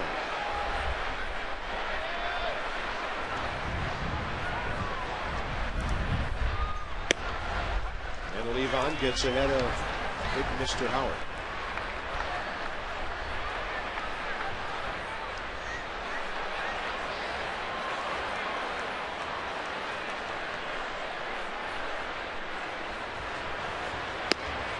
I just can't get over where Desmond hit that ball into the teeth of this wind tonight. I do believe that's the closest anybody's ever come to hitting a ball up to the red porch. Just imagine how hard he hit that ball with that wind. And it wasn't like it was a 95-mile-an-hour heater. No, it was a 75-mile-an-hour curveball. So do you think he should get, like, not he, but whoever does hit the red porch on the fly gets a life supply of free drinks? Because that would be spectacular. Wow, Howard's not going to like that. No, he's not. Dale Scott calls him out, 2 down. But Dale has had a big strike zone all night, and it helped, benefited maybe Levon a little bit more than Blanton, because Levon needs the edges, and you see this ball move and move right where Will Nieves is. That's the way it used to be. You hit the spot where the catcher's sitting. Yeah, I don't blame 8 out of 10 times, they're going to give you a lot of those pitches. I don't blame the hitter for being mad about that. No. Because it's an 8-2 game. You know, the strike zone should be the same no matter what the score. Well, and Ryan Howard's probably thinking, I'm going to strike out enough on my own. I don't need help from you back there. Yeah. Line drive. Vito's got this one. Got him. And Raul Ibanez is 0 for 3. The Nats have some serious momentum, and Willie Harris is going to lead off again.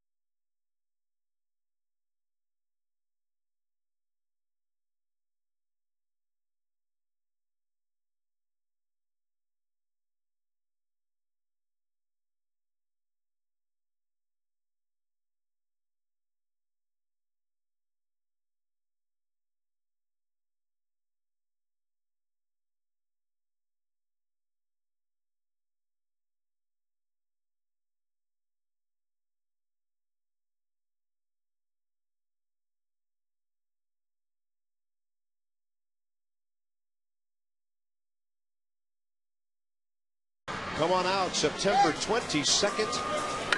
One more T-shirt Tuesday. First 10,000 fans, a free Screech T-shirt. The Nats and the Dodgers at 7:05, Nationals.com. Stop by the box office for tickets.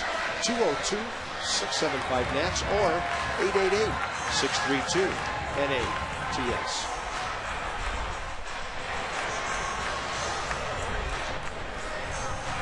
Nats have a big lead, which is huge. And the other thing I like about this game is Levon Hernandez, giving up only 1 hit over the last 4 innings, has positioned himself to pitch fairly deep into this game. The Nats bullpen just doesn't get to pitch much with a lead. They might eventually tonight, but maybe the starter can stall that for a while. Willie's had a good night, a walk, a double, 2-run score.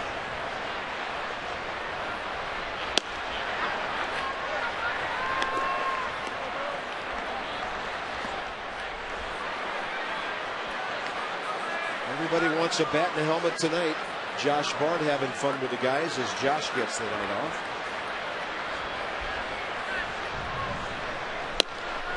Yeah, I think Doug just said, hey man, go rest your groin. Go sit down. Got this covered.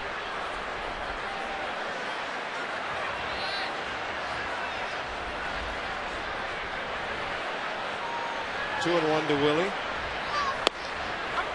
With Jeter passing Garrick here soon, it'd be nice to see Adam Dunn pass Babe Ruth on the 40 home runs 5 consecutive years. Adam would be all by his lonesome. How about that? If he can get 4 more homers. I like his chances. I like his chances too. But when he homered tonight, he had not homered in 11 days. Yeah, we don't want to go another homer. Yeah, let's get rid of the suspense early. Zimmerman's only 2 away from 30.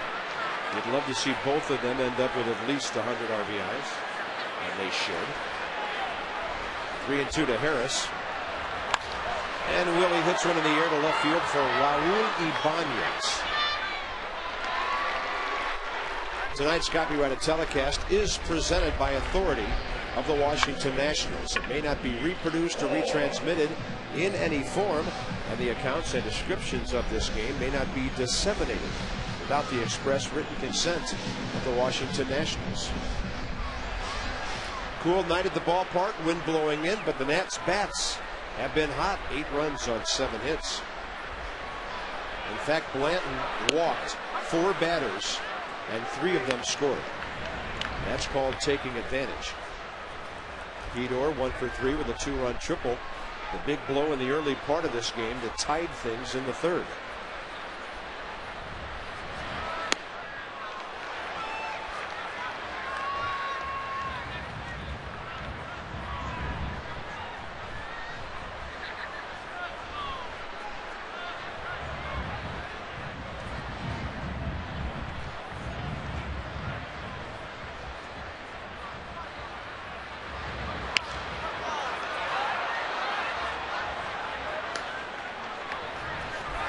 As mentioned earlier, Orr not a big season at Syracuse, hitting ahead of Zimmerman tonight. He hit only .245 in 120 games. 13 doubles, 5 triples, 9 homers, 18 stolen bases. He was called up when Niger Morgan got hurt. Takes a fastball up, 1-2.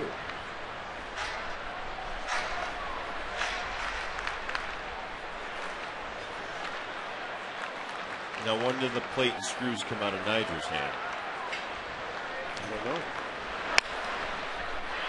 That's outside the bag and foul. I thought you knew everything. I only pretend like it. So you pretend that you know everything. Well, that's good.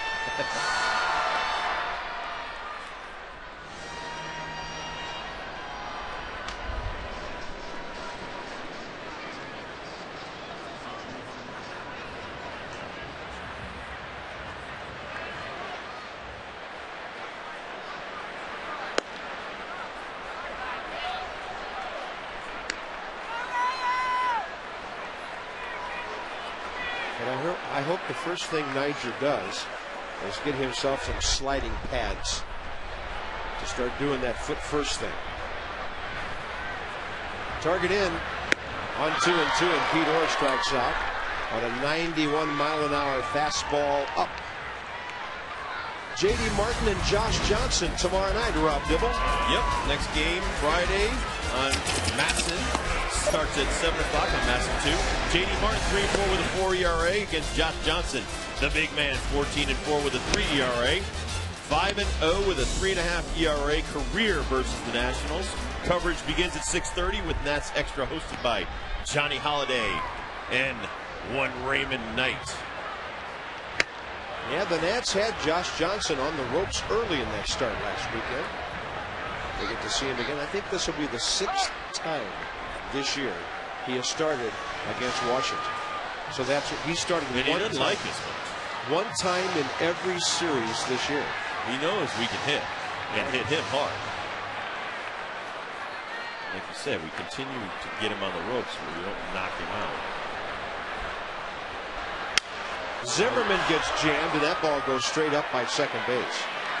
Ryan 0 for 4, and this game is on to the 7th inning. Bottom of the order coming up for the Phillies. It's all Nats by 6.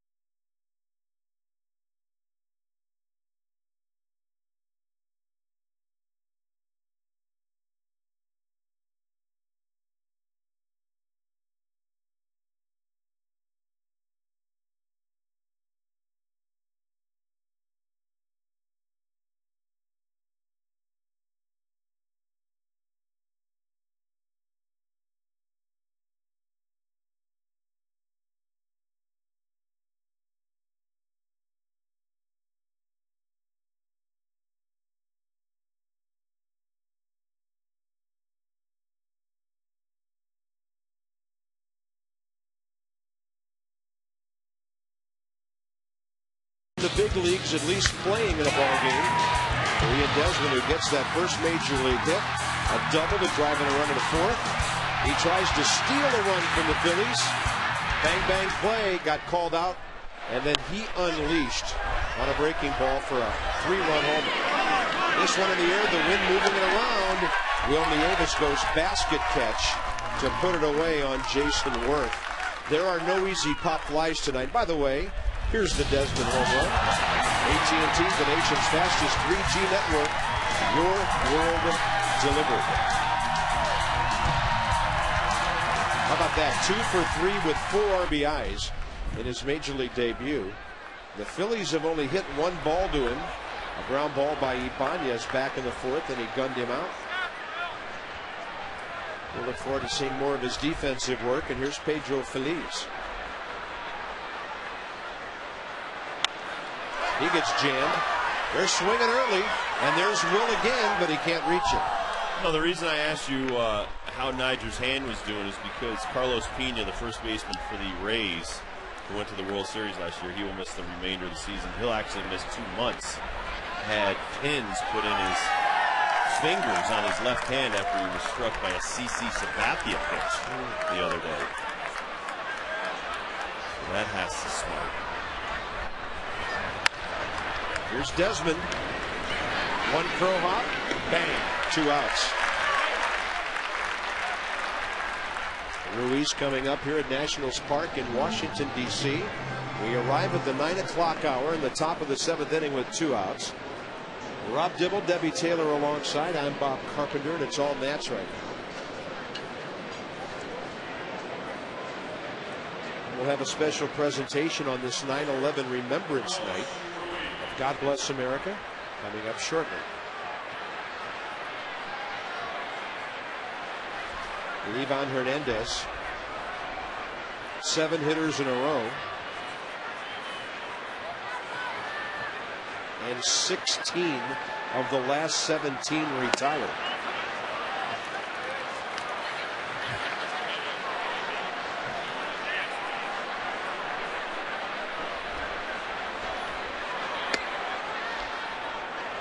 And did he get his night turned around? Gave up 2 runs on 3 hits and a walk in his first 2 innings.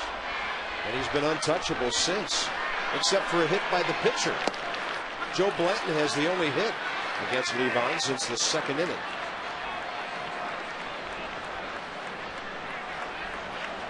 It's like he's playing catch.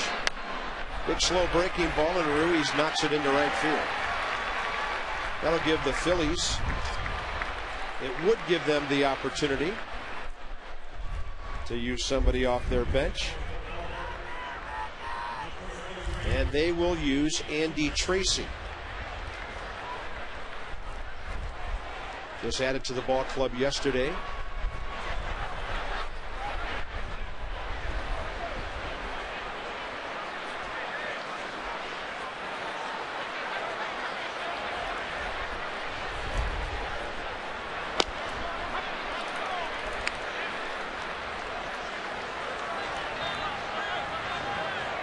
Andy Tracy, called up from AAA Lehigh Valley. He hit 26 homers, had 96 RBIs there, and he bangs one foul down the right field corner.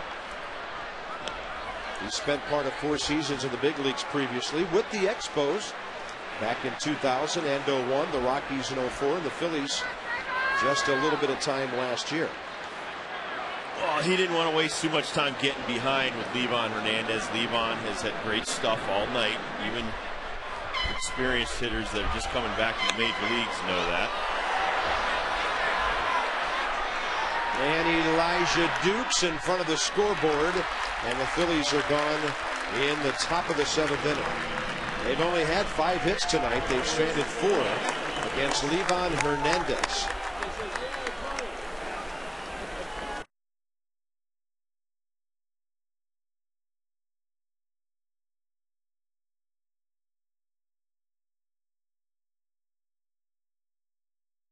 Remembrance Night.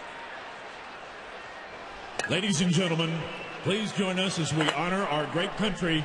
Here to perform God Bless America once again, Private First Class Melissa Rakuti, of the United States Capitol Police. God bless America, land that I love. Stand beside her and guide her through the night with the light from above, from the mountains to the prairies, to the oceans white with foam. God bless America, my home, sweet home. God bless America, my home, sweet home. Once again, Private First Class Militia Recruiting of the U.S. Capitol Police.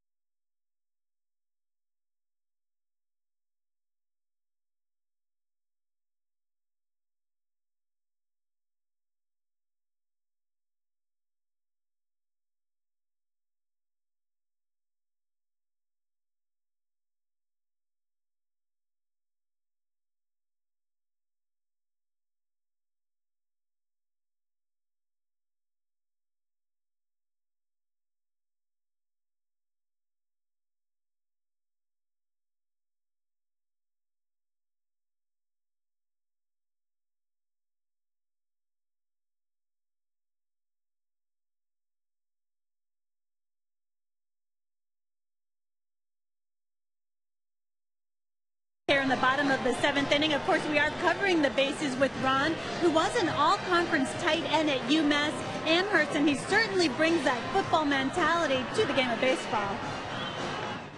Playing football is a team sport, teaches you a lot about yourself and your teammates, and when you step on the mound, you're a pitcher, you're out there by yourself. You're in control of the game. It's more like being the quarterback in a sense, but the football mentality is go hard as you can for as long as you can, and I guess in that sense that it's kind of fitting. Of course, our favorite part of the show when we get to bring out the baby pictures. Ron's wife Brooke sending along some of these photos, and it's just a lot of fun to watch these guys when they're younger. Just really enjoy the game of baseball. Ron being drafted and just a highly touted draft pick, and he told me that his Aunt Patty brought him to his first baseball game at the age of 6. And I hate to tell you, everybody, he was a Yankee fan, but a lot of fun working with Ron Valone this season, Bob. Thank you, Debbie Taylor. Ron and his lovely wife, Brooke, and a great baseball family. He's been at it for a long, long time. And here we go, bottom 7, Adam Dunn. First pitch fastball. Chad Durbin bringing the heat versus the big man. 1 for 3 done tonight with his 36th homer. RBIs number 95 and 96. Durbin jams in, and the ball is straight back.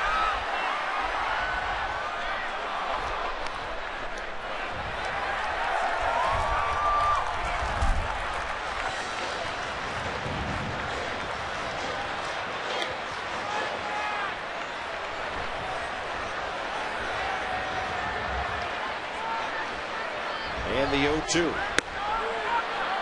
By the way, it's getting a little closer up in New York. The Mets got 2 in the 4th and the 5th. Marlins lead there 6-4. Braves having their way at Houston 6-1 over the Astros in the 3rd. And Adam Dunn is gone for the 157th time on strikes.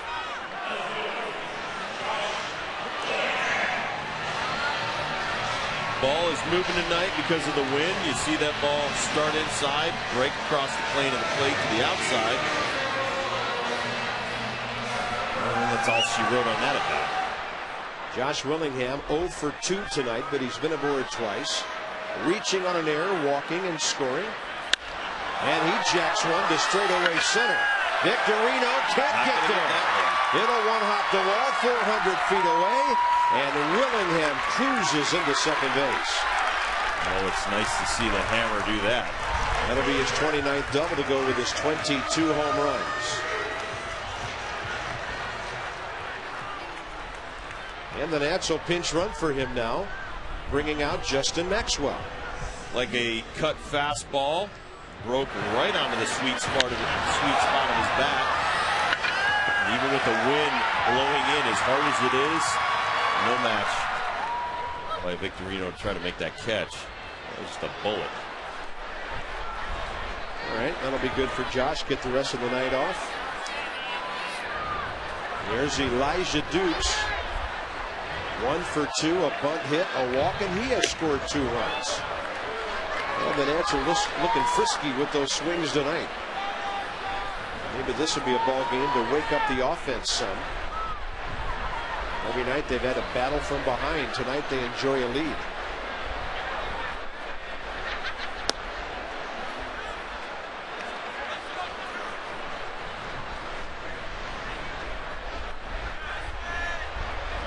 Duke's on base percentage continues to skyrocket over the last 15 games now. It's up around 580.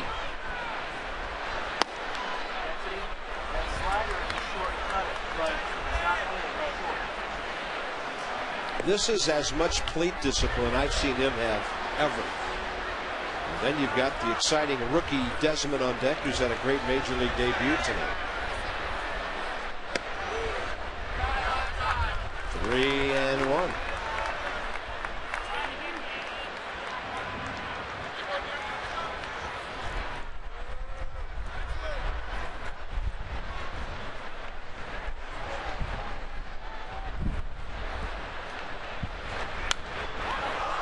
I'm not sure, as we think about Desmond coming up, that there has been a national who's hit a home run in his first major league game. We may have to go back into the annals of the Expos for that.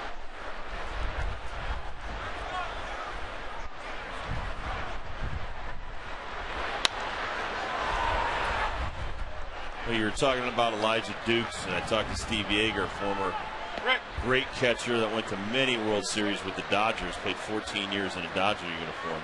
And he said, when I asked him about Joe Mauer, he said the one thing he respects about Joe Mauer, he gets better every year. He expects players at this level to learn and get better every year. Yeah, boy. Well, you heard somebody in the dugout say that, boy. And that foul ball staying alive, 3-2. The bottom line is, you should learn, you know. Debbie Taylor was talking about Ron Balone. He's 39. He's been around forever. He's been on a bunch of teams. He learns every day.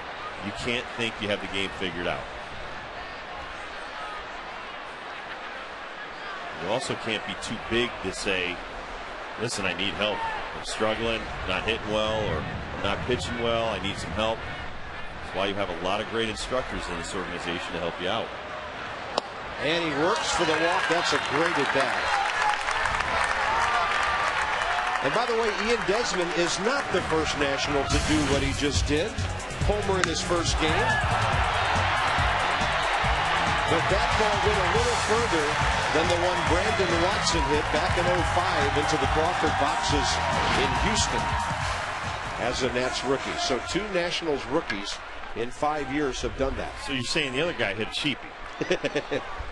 Yeah, it's in the major leagues. Home run's a home run. Come on, Carp. I'd take a home run at the Houston Stadium. I know you would, but if you gave one up there, I bet you'd go over there and tear that scoreboard right down. Not at all. Not at all. There's Desmond.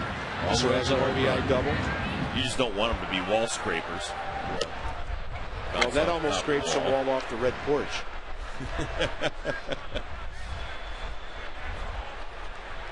That was pretty cool.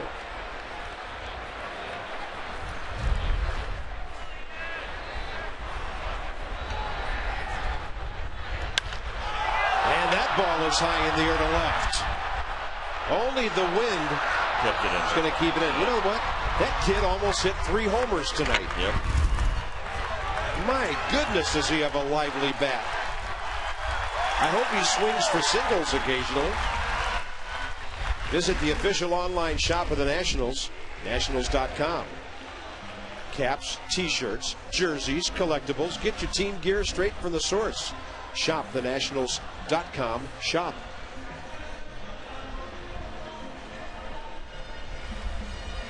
Segovia, it's your turn. Segovia. Come on in.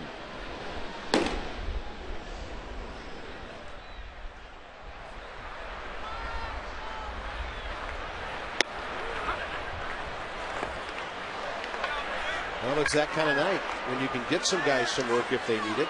Is Lee Vaughn done after 99 pitches? I don't think so. We were kind of hoping he'd come out for the 8th inning. Well, he's on deck. Good.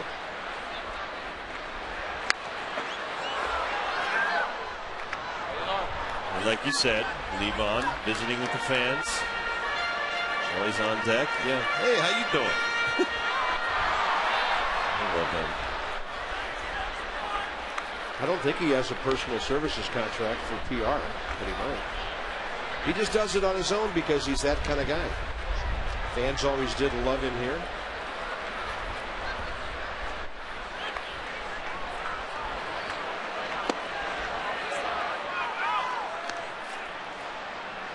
MASSonSports.com. How does he improve from the early part of the game, Rob, till that third time through? Well, he gets better, he gets stronger, and more confident. He pitches to contact. Some pretty simple stuff. I think you made a comment earlier, too, as his night goes on. He's kind of like a sinker ball pitcher. Yeah. If he gets a little bit tired, his stuff moves even more. But he knows, okay, they've seen all my pitches twice already, so I really have to concentrate. It's a focus, it's a concentration level, and a lot of our younger guys haven't mastered it yet. It's a real good question because most of the young guys, the numbers are just the opposite. I think all the young guys, it's opposite. I don't think there's one guy that they go down.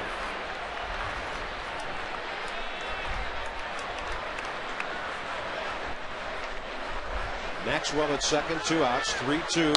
Runners on the move, and Dukes jumps over that one, but Utley gets it and throws him out. We're going to the top of the 8th inning. Top of the order for the Phillies, 8-2 Nationals.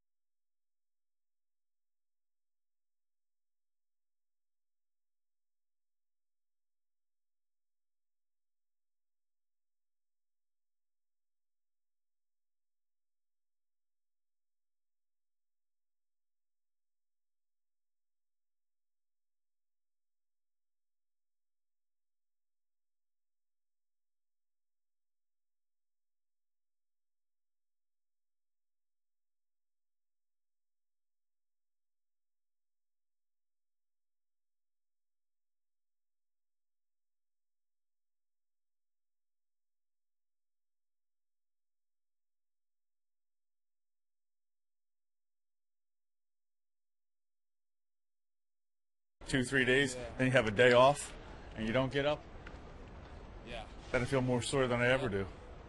Well, think about also, you know, every day you're using your core, your hips to get up and pump it too. And if you start to forget about that, you just throw your arm, you're going to get a whole lot more sore from the arm.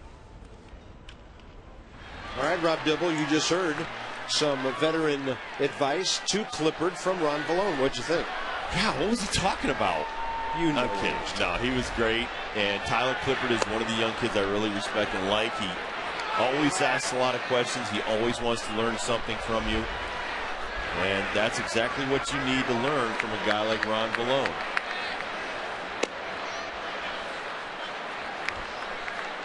Justin Maxwell stays in to play center field.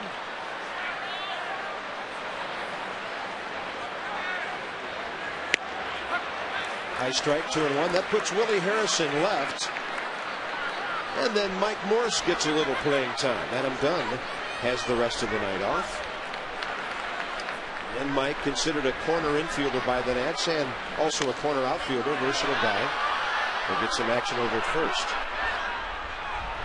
And he would qualify as a big target. Mike Morse listed at 6'5", 230, and Levon is in there, of course, for the 8th inning.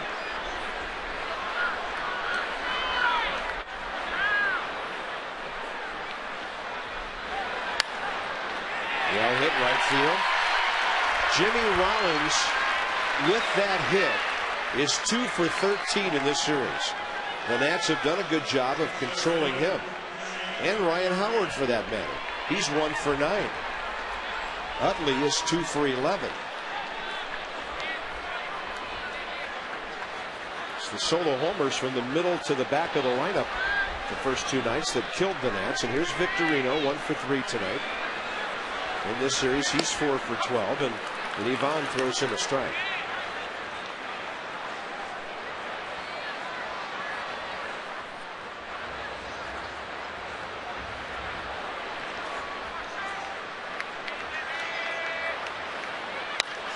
He'll pop it up right side. That'll work.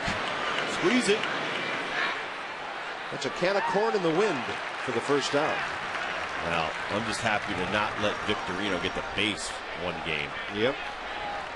Matt Holliday says he'll be in the lineup tomorrow for St. Louis when they host Atlanta, despite twisting his knee last night. They've been unbeatable with him. Derek Jeter, hit number 2722, will put him beyond Lou Gehrig. And Ichiro Suzuki, unbelievable the way he gathers hits. He's going to our Hall of Fame here. And that's going to be it for Levon. 7 1/3. And an outstanding outing. He got some nice run support tonight. He only gives up 6 hits. And this was vintage Levon Hernandez tonight.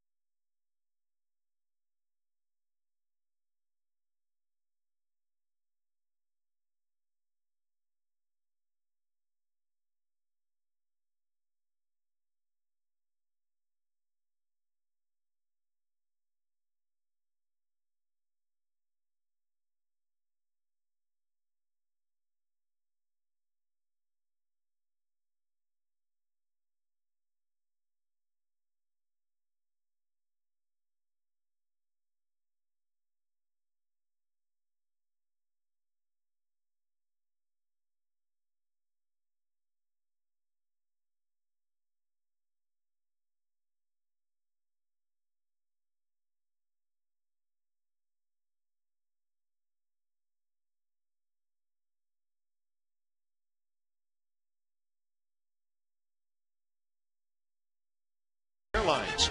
Book your next trip at Southwest.com. And by McDonald's. Feeling thirsty? Try a refreshing 32-ounce Mickey D's Sweet Tea. I'm loving it at participating McDonald's. Monuments and the Capitol Dome lit up beautifully on September 10th. It's all Nats. Ian Desmond's Major League debut has been amazing. Adam Dunn has gone deep for a couple. Number 36, RBI total up to 96.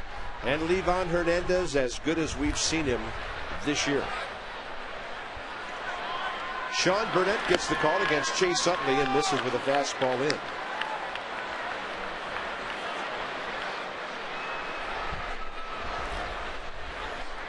Burnett with the Nats, 30 games now. His ERA 2.70.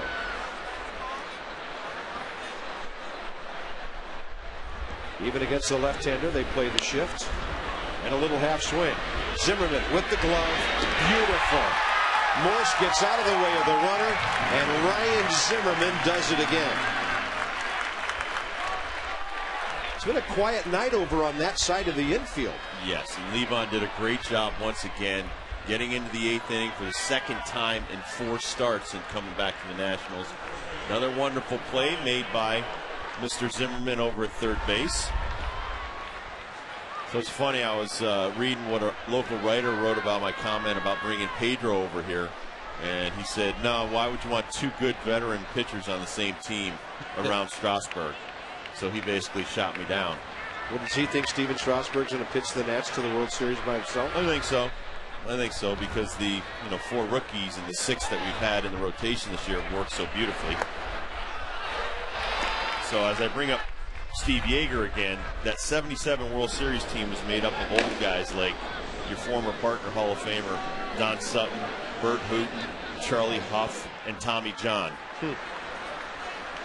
Okay? Yeah, now, one of those guys threw over 85 miles an hour.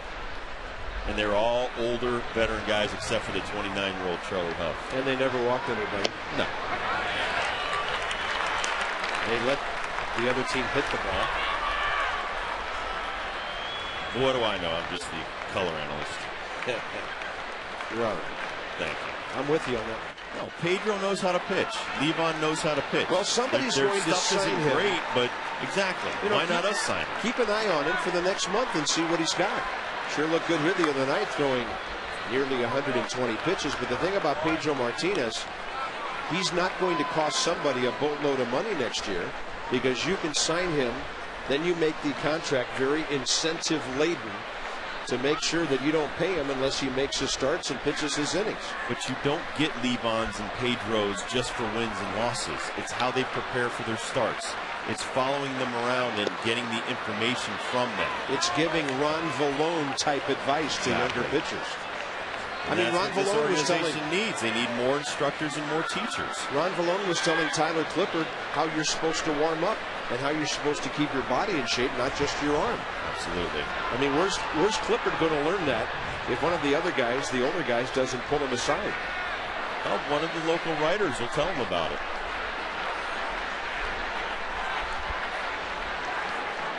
Two to Howard. Did he go?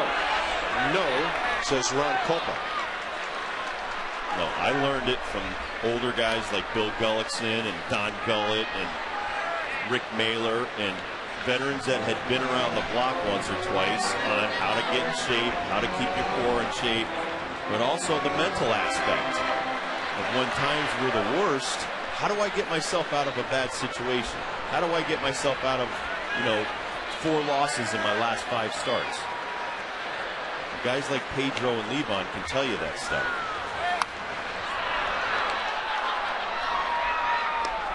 And how do I get through the order the 3rd time without having them hit 500 off of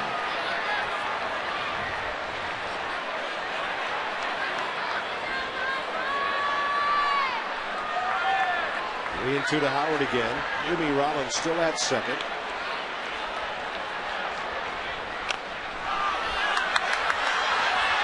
Burnett pulls it right off the ground and throws out Howard.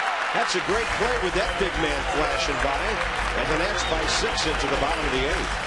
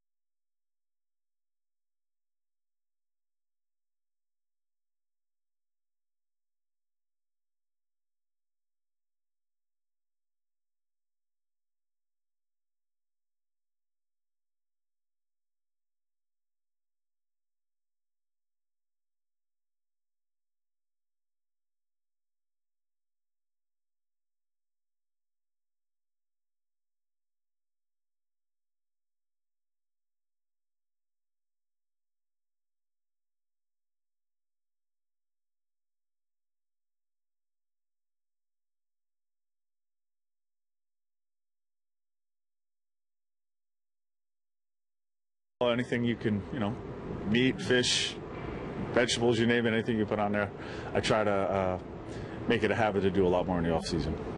Sounds like a nice little off-season feature, guys. I volunteer to take over that one. Back to you.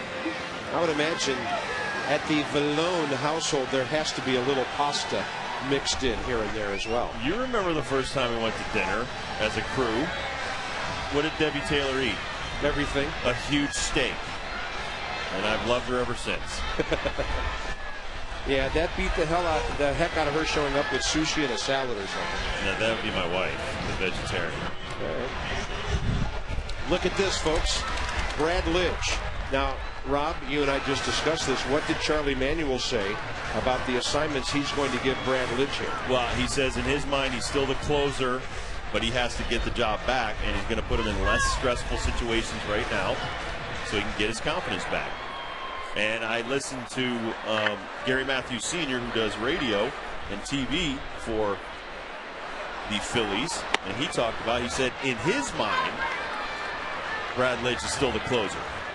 And the reason why they have their rings is because of Brad Lidge. But right now for me, Ryan Madsen's going to get all the quality work at the end of games because he got the best stuff. And he throws the most strikes with his stuff. Boy, does he. And has he done that in this series? Jesus Flores getting his second pinch hitting appearance.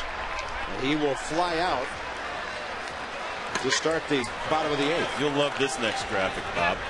There you go. There you go. That's a pretty impressive list to be up near the top of, Mr. Dibble. Yeah, but if you just do this, I'm at the top. That's funny. No, Brad's awesome. And you know what? When he came over from Houston and everybody were knocking him, I knew he'd get his stuff together because he was still striking out and throwing a lot of strikes. He wasn't walking a lot of guys. It was just more or less a confidence issue. But see, here's the thing, Rob. He's not going to keep striking people out the rest of his career the way he has been. You're going to end up on top of that list again. And he may want to come up with a cut fastball instead of that hard out-pitch slider that he throws. And if he can do that, and right there you saw him throw a real off-speed breaking ball right there. Didn't go for a strike. But as we both know, and one of the reasons Trevor Hoffman has the most saves of all time, when he hurt his arm, he developed the changeup. That is now his trademark pitch. Come on, Willie. Willie Harris at the top of the order, 1 for 3 with a walk, a double, 2 runs scored.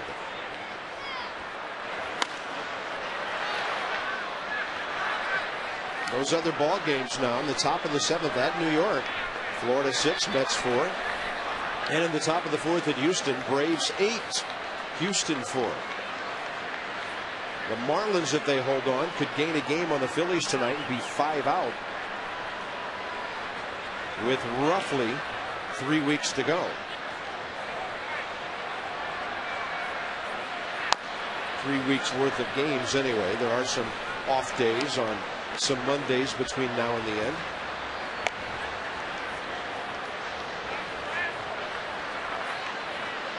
Lidge 47 consecutive saves from last year into this year before the first of his 10 blown saves in 09.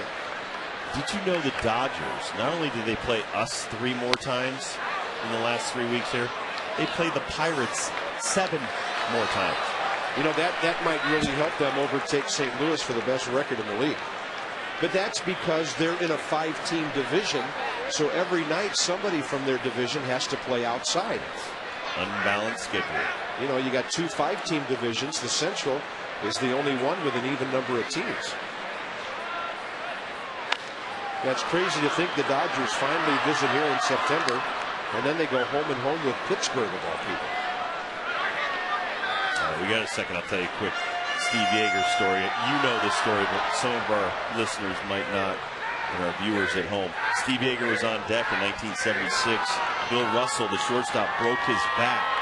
The bat shard into Steve Yeager's esophagus in his neck. Willie Harris goes deep to right. That ball to the scoreboard. It is high off the board, and Harris is going to third. He has another extra base hit. And he's there with one out. Real quickly, Rob. Willie Harris, 61 hits this year. Now 28 have gone for extra bases. Well, when he does hit the ball, he hits it with authority, and he hits it deep, as you're going to see right here. He knows Lidge is just trying to get that fastball back over the plate for strikes. He's working on stuff. Well, we don't have to get his confidence back. Willie takes him off the wall, and he gets 3 as it gets by Worth. And then you see Worth throw a big rainbow throw in.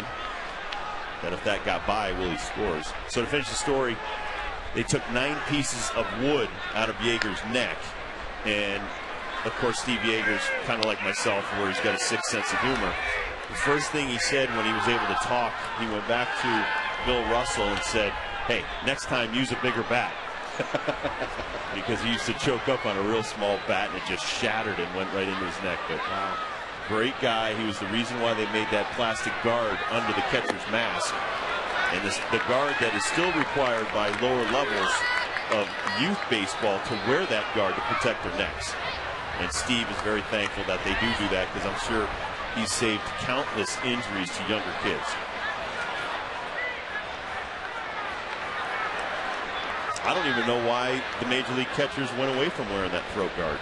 I know some of them have masks that go down lower. Edor stays alive.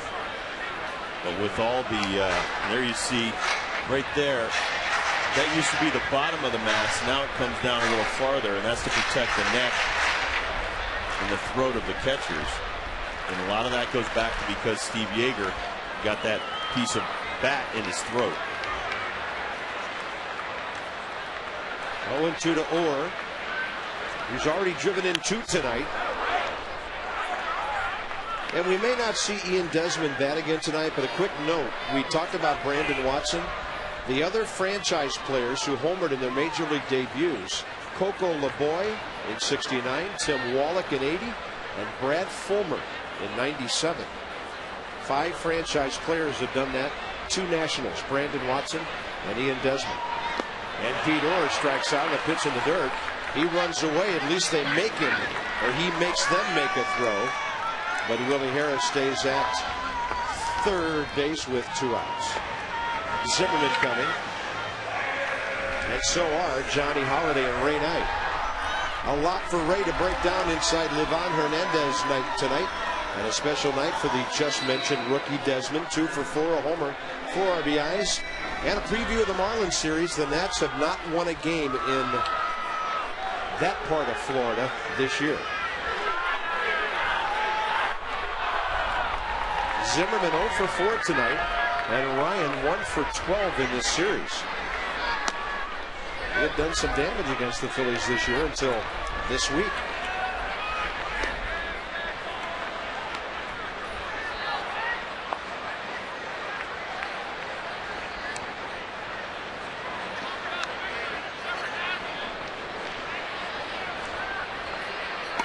Harris to the third, 2 outs.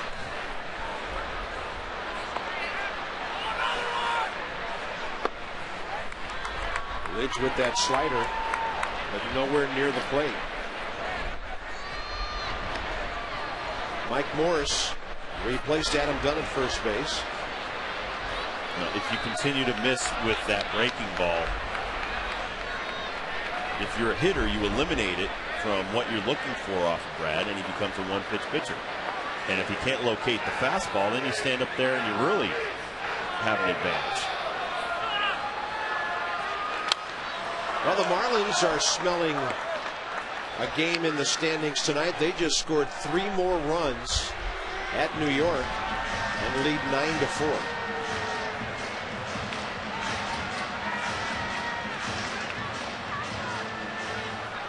Is that Parnell kid pitching right now? He was the starter. Oh, okay. He's gone. Bobby Stokes is in there now. And a 2-1 from Lidge to Zimmerman. Again missing with a breaking ball, 3-1. So at the end of the night, the Marlins should be 5 back of the Phillies. And the Braves are winning at Houston, but it's still early there. Nationals trying to win their 2nd game of this homestand.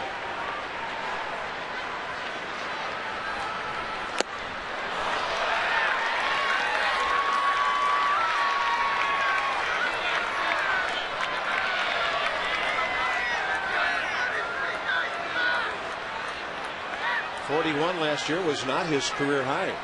Lidge had 42 for the World Series bound 05 Astros. Never really recovered from that home run hit by Albert Pujols in the championship series. He gave up a walk-off homer in the World Series as well. Yes, he did. And I always felt that Phil Garner should have brought Lidge in that when they finished off the Cardinals, they had an opportunity to bring Lidge back out just to get him out and get his confidence back for the World Series. Yeah. So I covered that World Series also. I was at that game, and Roy Oswalt was fantastic. Yes, he was. Well, that's where he won that John Deere tractor off the owner, Drayton McClain. Zimmerman hanging tough here in the 8th. You know that story, right? Yeah. Drayton McClain said, "You get me to the World Series, I'll buy you a John Deere tractor for your farm." That's a good country boy. He could have gone to Austin Kearns to get a John Deere ball cap. Austin loves those things. And Adam Dunn.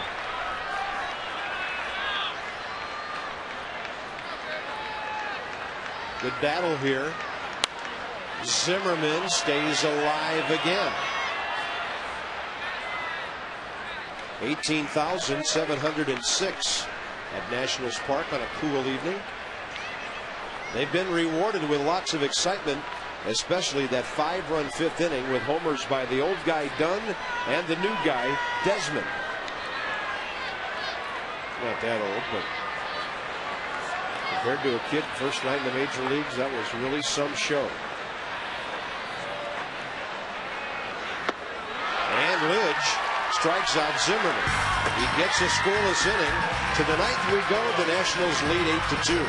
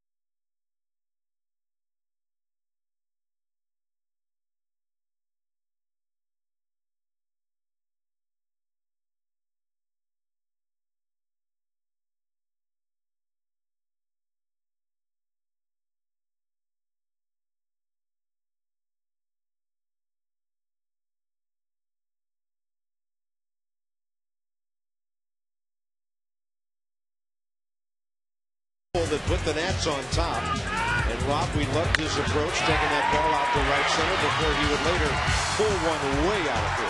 Well, the first ball he hit tonight was about 400 feet to dead center. Then he went to right center. Then he gets on base and he tried to score from second, but I love the hustle. And then he comes back, gets a hanging 75-mile-an-hour Joe Blanton curveball. And he makes everybody happy around the stadium and in the Red Porch area with that home run, his first of his major league career, and hopefully many, many more. There's another major league debut taking place tonight. Zach Segovia. 27 games with Syracuse, a 2.54 ERA. 8th professional season. He had Tommy John surgery just 3 years ago. Originally drafted by the Phillies in the 2nd round back in 2002.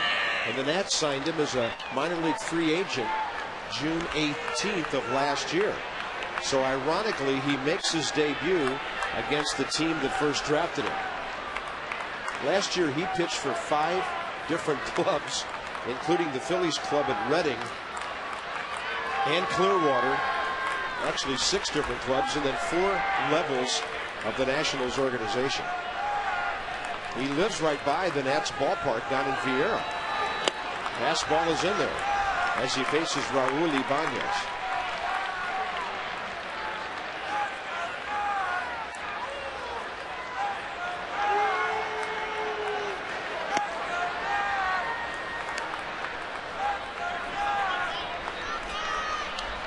Segovia, born in Dallas. He's 26. Big kid, 6'2", 244. And a 1-1 to Ibanez. Raul Ibanez 0 for 3 tonight. That fastball's getting in there at 94.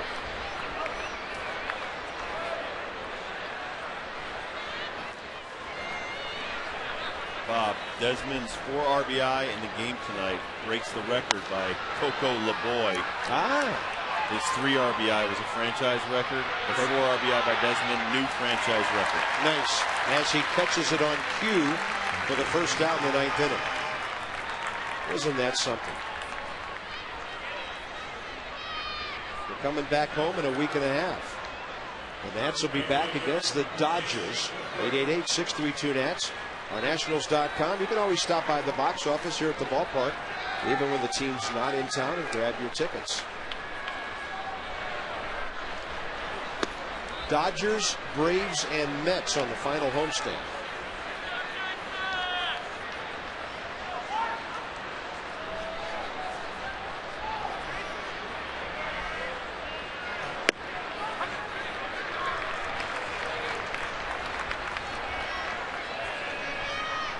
By the way, Coco LeBoy is in attendance tonight, so that he could see Desmond break the record. He is not. Okay, he isn't. I don't know everything, but I know a tall tale when I hear one. And a 2-1. Segovia, he's got a live arm.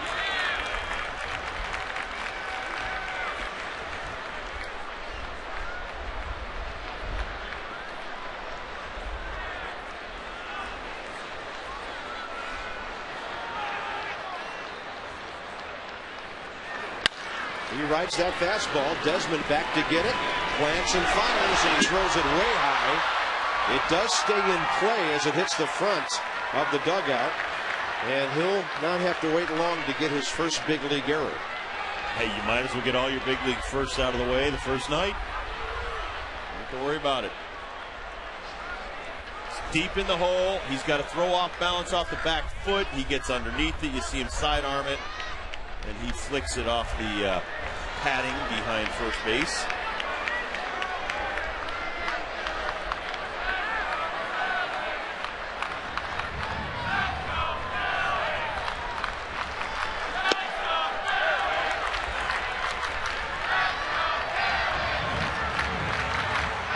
That throw went by another amazing middle infielder that had a lot of speed, Davey Lopes, the first base coach. Oh, he is, man.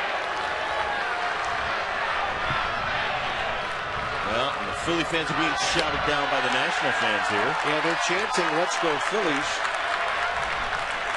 which in 2 more outs will change to boos.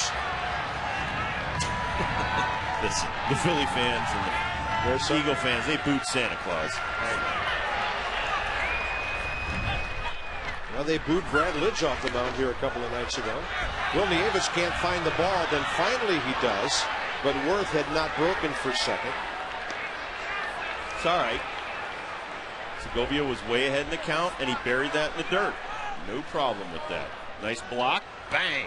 Wow, that thing really came up. Well, you see Will. Where did? Oh, okay, it's right there. Nice stop, Will.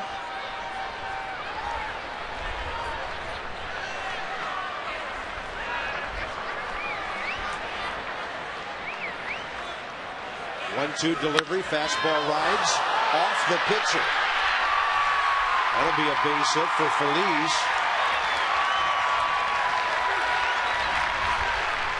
And the Phillies have 2 men on base for the first time since the 2nd inning tonight. It's a hard shot right here, and it may have been up the middle and played into a double play by our infielders, but your first instincts to knock it down. Segovia knocks it down, and it dies in the infield. And now he's in not a big jam. You still have a big lead. Continue to throw strikes. The bottom of the order. And if you don't get a double play here, you're going to get the honor of facing Matt Stairs, who does not get cheated when his turn at the plate comes. Here's Ruiz. Yeah, this kid does have some good heat. And obviously a little erratic because he's probably so overamped. He's waited 8 years to get to the major leagues. There's Matt Stairs from Canada. 94 on that letter high heater. And Ruiz doesn't like the call. Phillies have been at odds with Dale Scott several times today. What'd you think of that call? Messed it up. I like the high strike myself. If it's for our guy. I like it. I think it makes hitters. No, it's all same thing I say when our guys aren't getting pitches. Or are. Just be consistent. That's, I'm sure, what Ruiz is saying. Listen, you didn't give our guy that pitch. And I've talked to hitting coaches about this. They think if umpires would call the high strike, the hitters would adjust and everything would be fine. Absolutely. That's way high. Zach needs to get himself under control here. The front shoulder flies open too early. The arm drags, and you get that pitch that's way off the mark. But a lot of it's adrenaline right now. And you saw a good catcher in Willie Evans go out there. Okay, let's keep it together.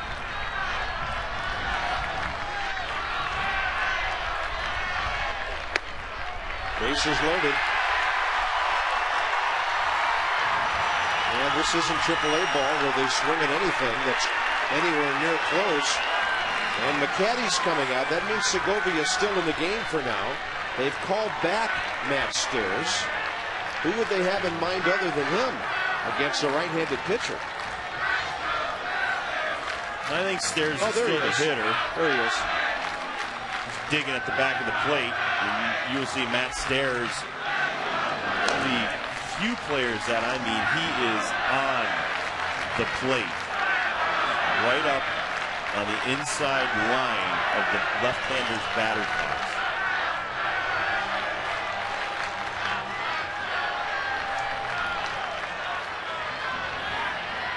The Phillies would have to score 4 runs for this to become a safe situation.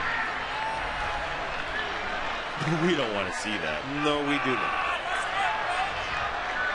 But on the other hand, Steve McCaddy doesn't want to see a young rookie pitcher get behind the Matt Stairs.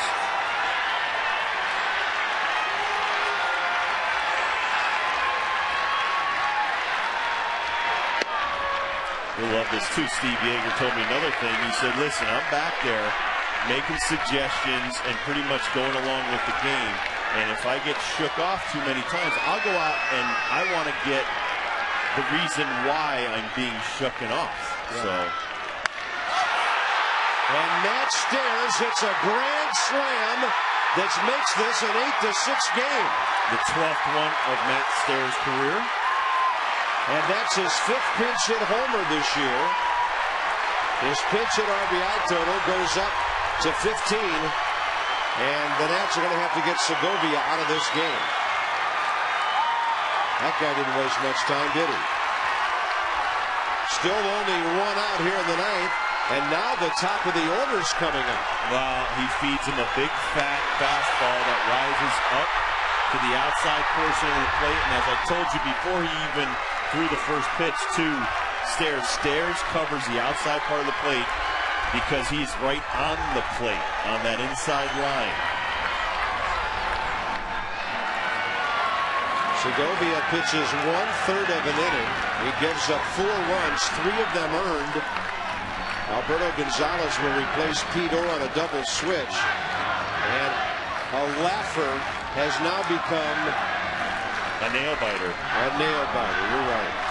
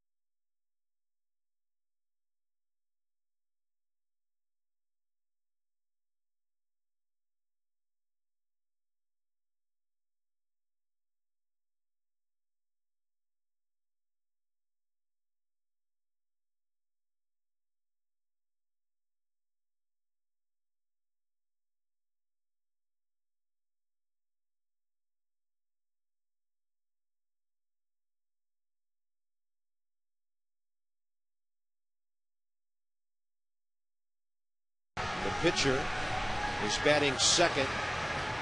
And that's Mike McDougall, who's gone quite a while without a save situation. But he looked really sharp last night, and that's why you try to get him into some situations where at least he can keep the breaking ball and the slider sharp to go with that 97, 98 mile-an-hour fastball. Now the problem is you're at the top of the Phillies order with Jimmy Rollins, 1 for 4, 2 for 13 in the series, and Victorino. Both of them back, and they will determine if it goes to Chase Utley or beyond. Yeah, but if you're Mike McDougall, you just focus on throwing strikes. A home run right here still doesn't tie the game, but a walk and a home run ties the game. So you don't want to give any freebies. Come right at Rollins, make him earn it.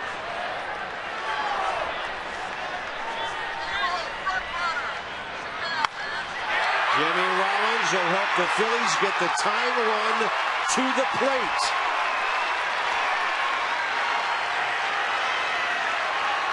Now they've got 2 shots or more to tie the game. Throws a fastball and too far the inside where it breaks. We know he's got a late sinking movement on his fastball, even though it's very hard. That one moved over the inside part of the plate right to the middle, and what did Rollins do? He just slapped it back up the middle.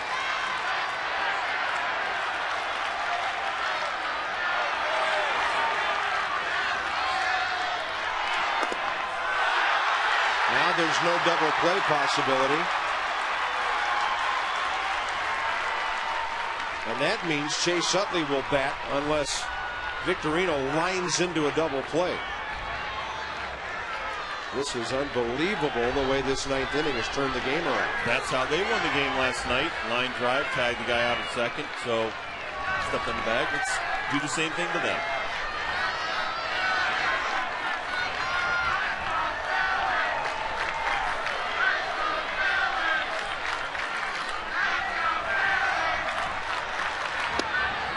Come on, Nat fans. The Philly fans are calling you out right now. Last pitch, a beauty on the black outside. 96. Throw him a breaking ball to third here. Davis wants the ball down. That ball's going left field, and Jimmy Rollins is going to score, and the tying run is at second base. It's 8-7.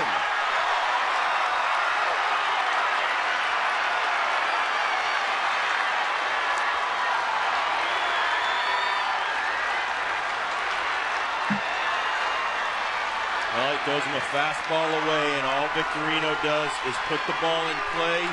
I mean, that ball went from foul territory into fair territory because Victorino was so far behind that pitch. Here's Chase Utley.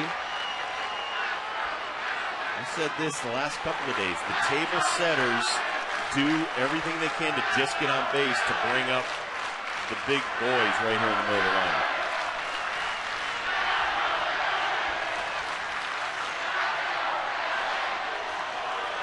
Heck of a time to give a hitter timeout. Unbelievable. The guy's almost throwing the ball, and he calls time. I never thought this game would still be going on at 10 o'clock. It's the top of the hour here at Nationals Park.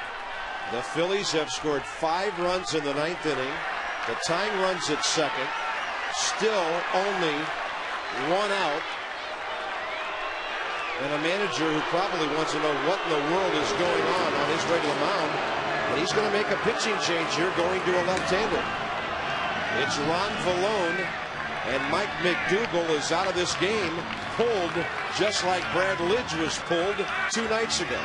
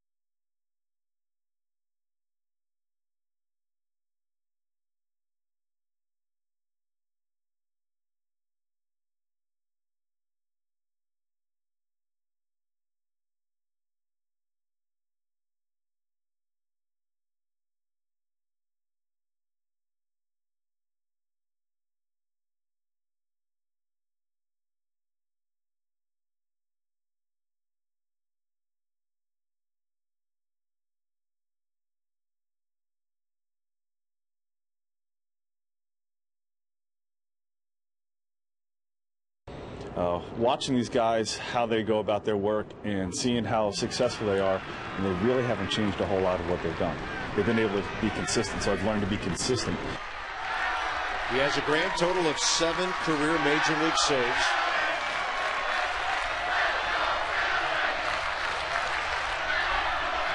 And he faces Chase Utley. Fastball in there for a strike. By the way, Ian Desmond is jockeying at second base with Victorino to keep him as close to the bag as possible. By far the best arm the Nats have is... Well, we usually put the shift on Utley anyway, so... Yep. Not as pronounced now as it was, but Dukes has a great arm. Maxwell a strong arm in center.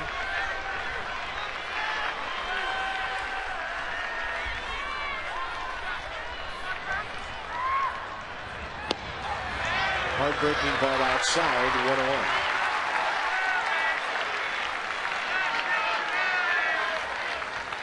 I wouldn't mind if Willie cheated a little bit in towards the line, because if he gets a hold of a breaking ball away, he's just going to try to slap it into left.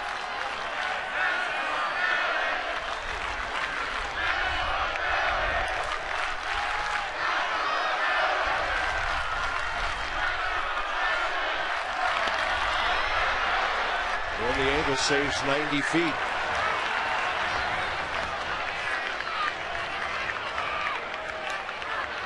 Victorino probably saying to the kid, hey, welcome to the big leagues. We play 27 outs every night up here.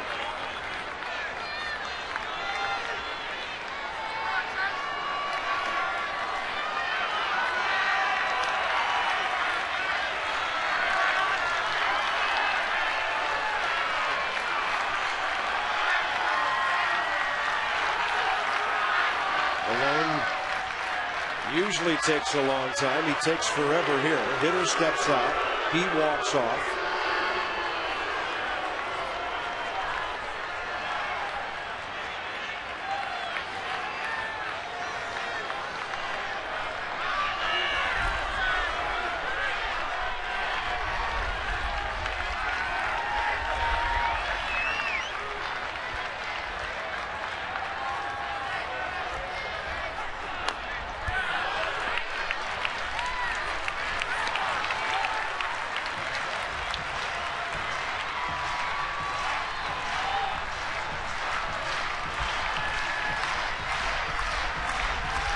No problem for the old catcher, Corrales. Those hands are like steel.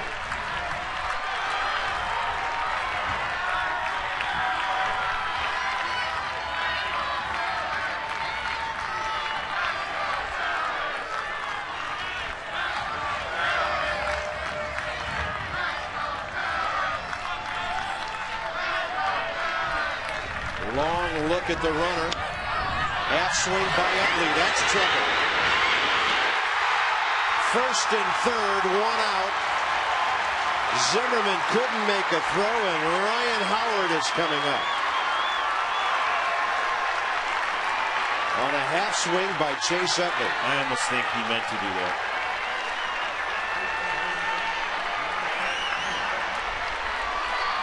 It looks like he held up to try to bunt it to the left side. That's how smart Chase Utley is. And don't forget about him. He'll steal second base if you don't pay attention. Well, he's the go-ahead run. He knows Victorino's the tying run. He knows he still needs one more guy to get on base to get the lead. We saw him take off with the runner at third early in this series. Remember when he ran out of the baseline the other night?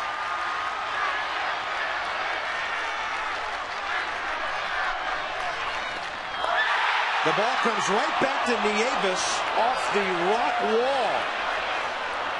Oh my gosh, are you kidding me? A lot of times that ball will hit that wall and bounce off to the side. We still haven't seen everything we've ever seen on a baseball field this year.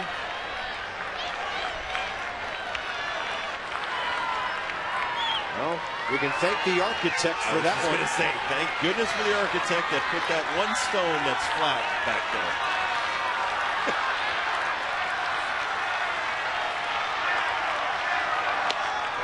Nice. That That's a strike call. And Howard doesn't like it. He's been at odds with Dale Scott before tonight. That's a good pitch right there. The front door breaking ball.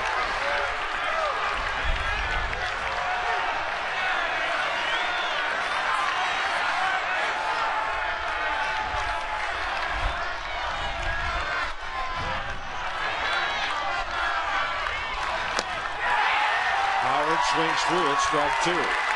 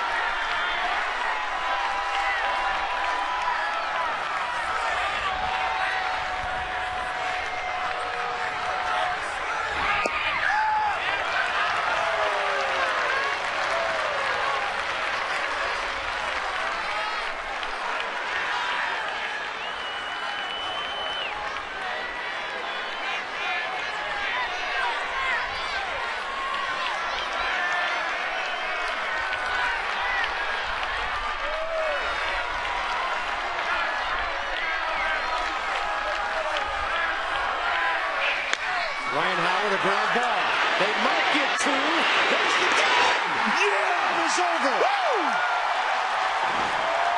Ryan Howard out by an eyelash at first base. And somehow the Nats hold on to win. Ron Vallone, who we covered the bases with tonight, gets his 8th career save.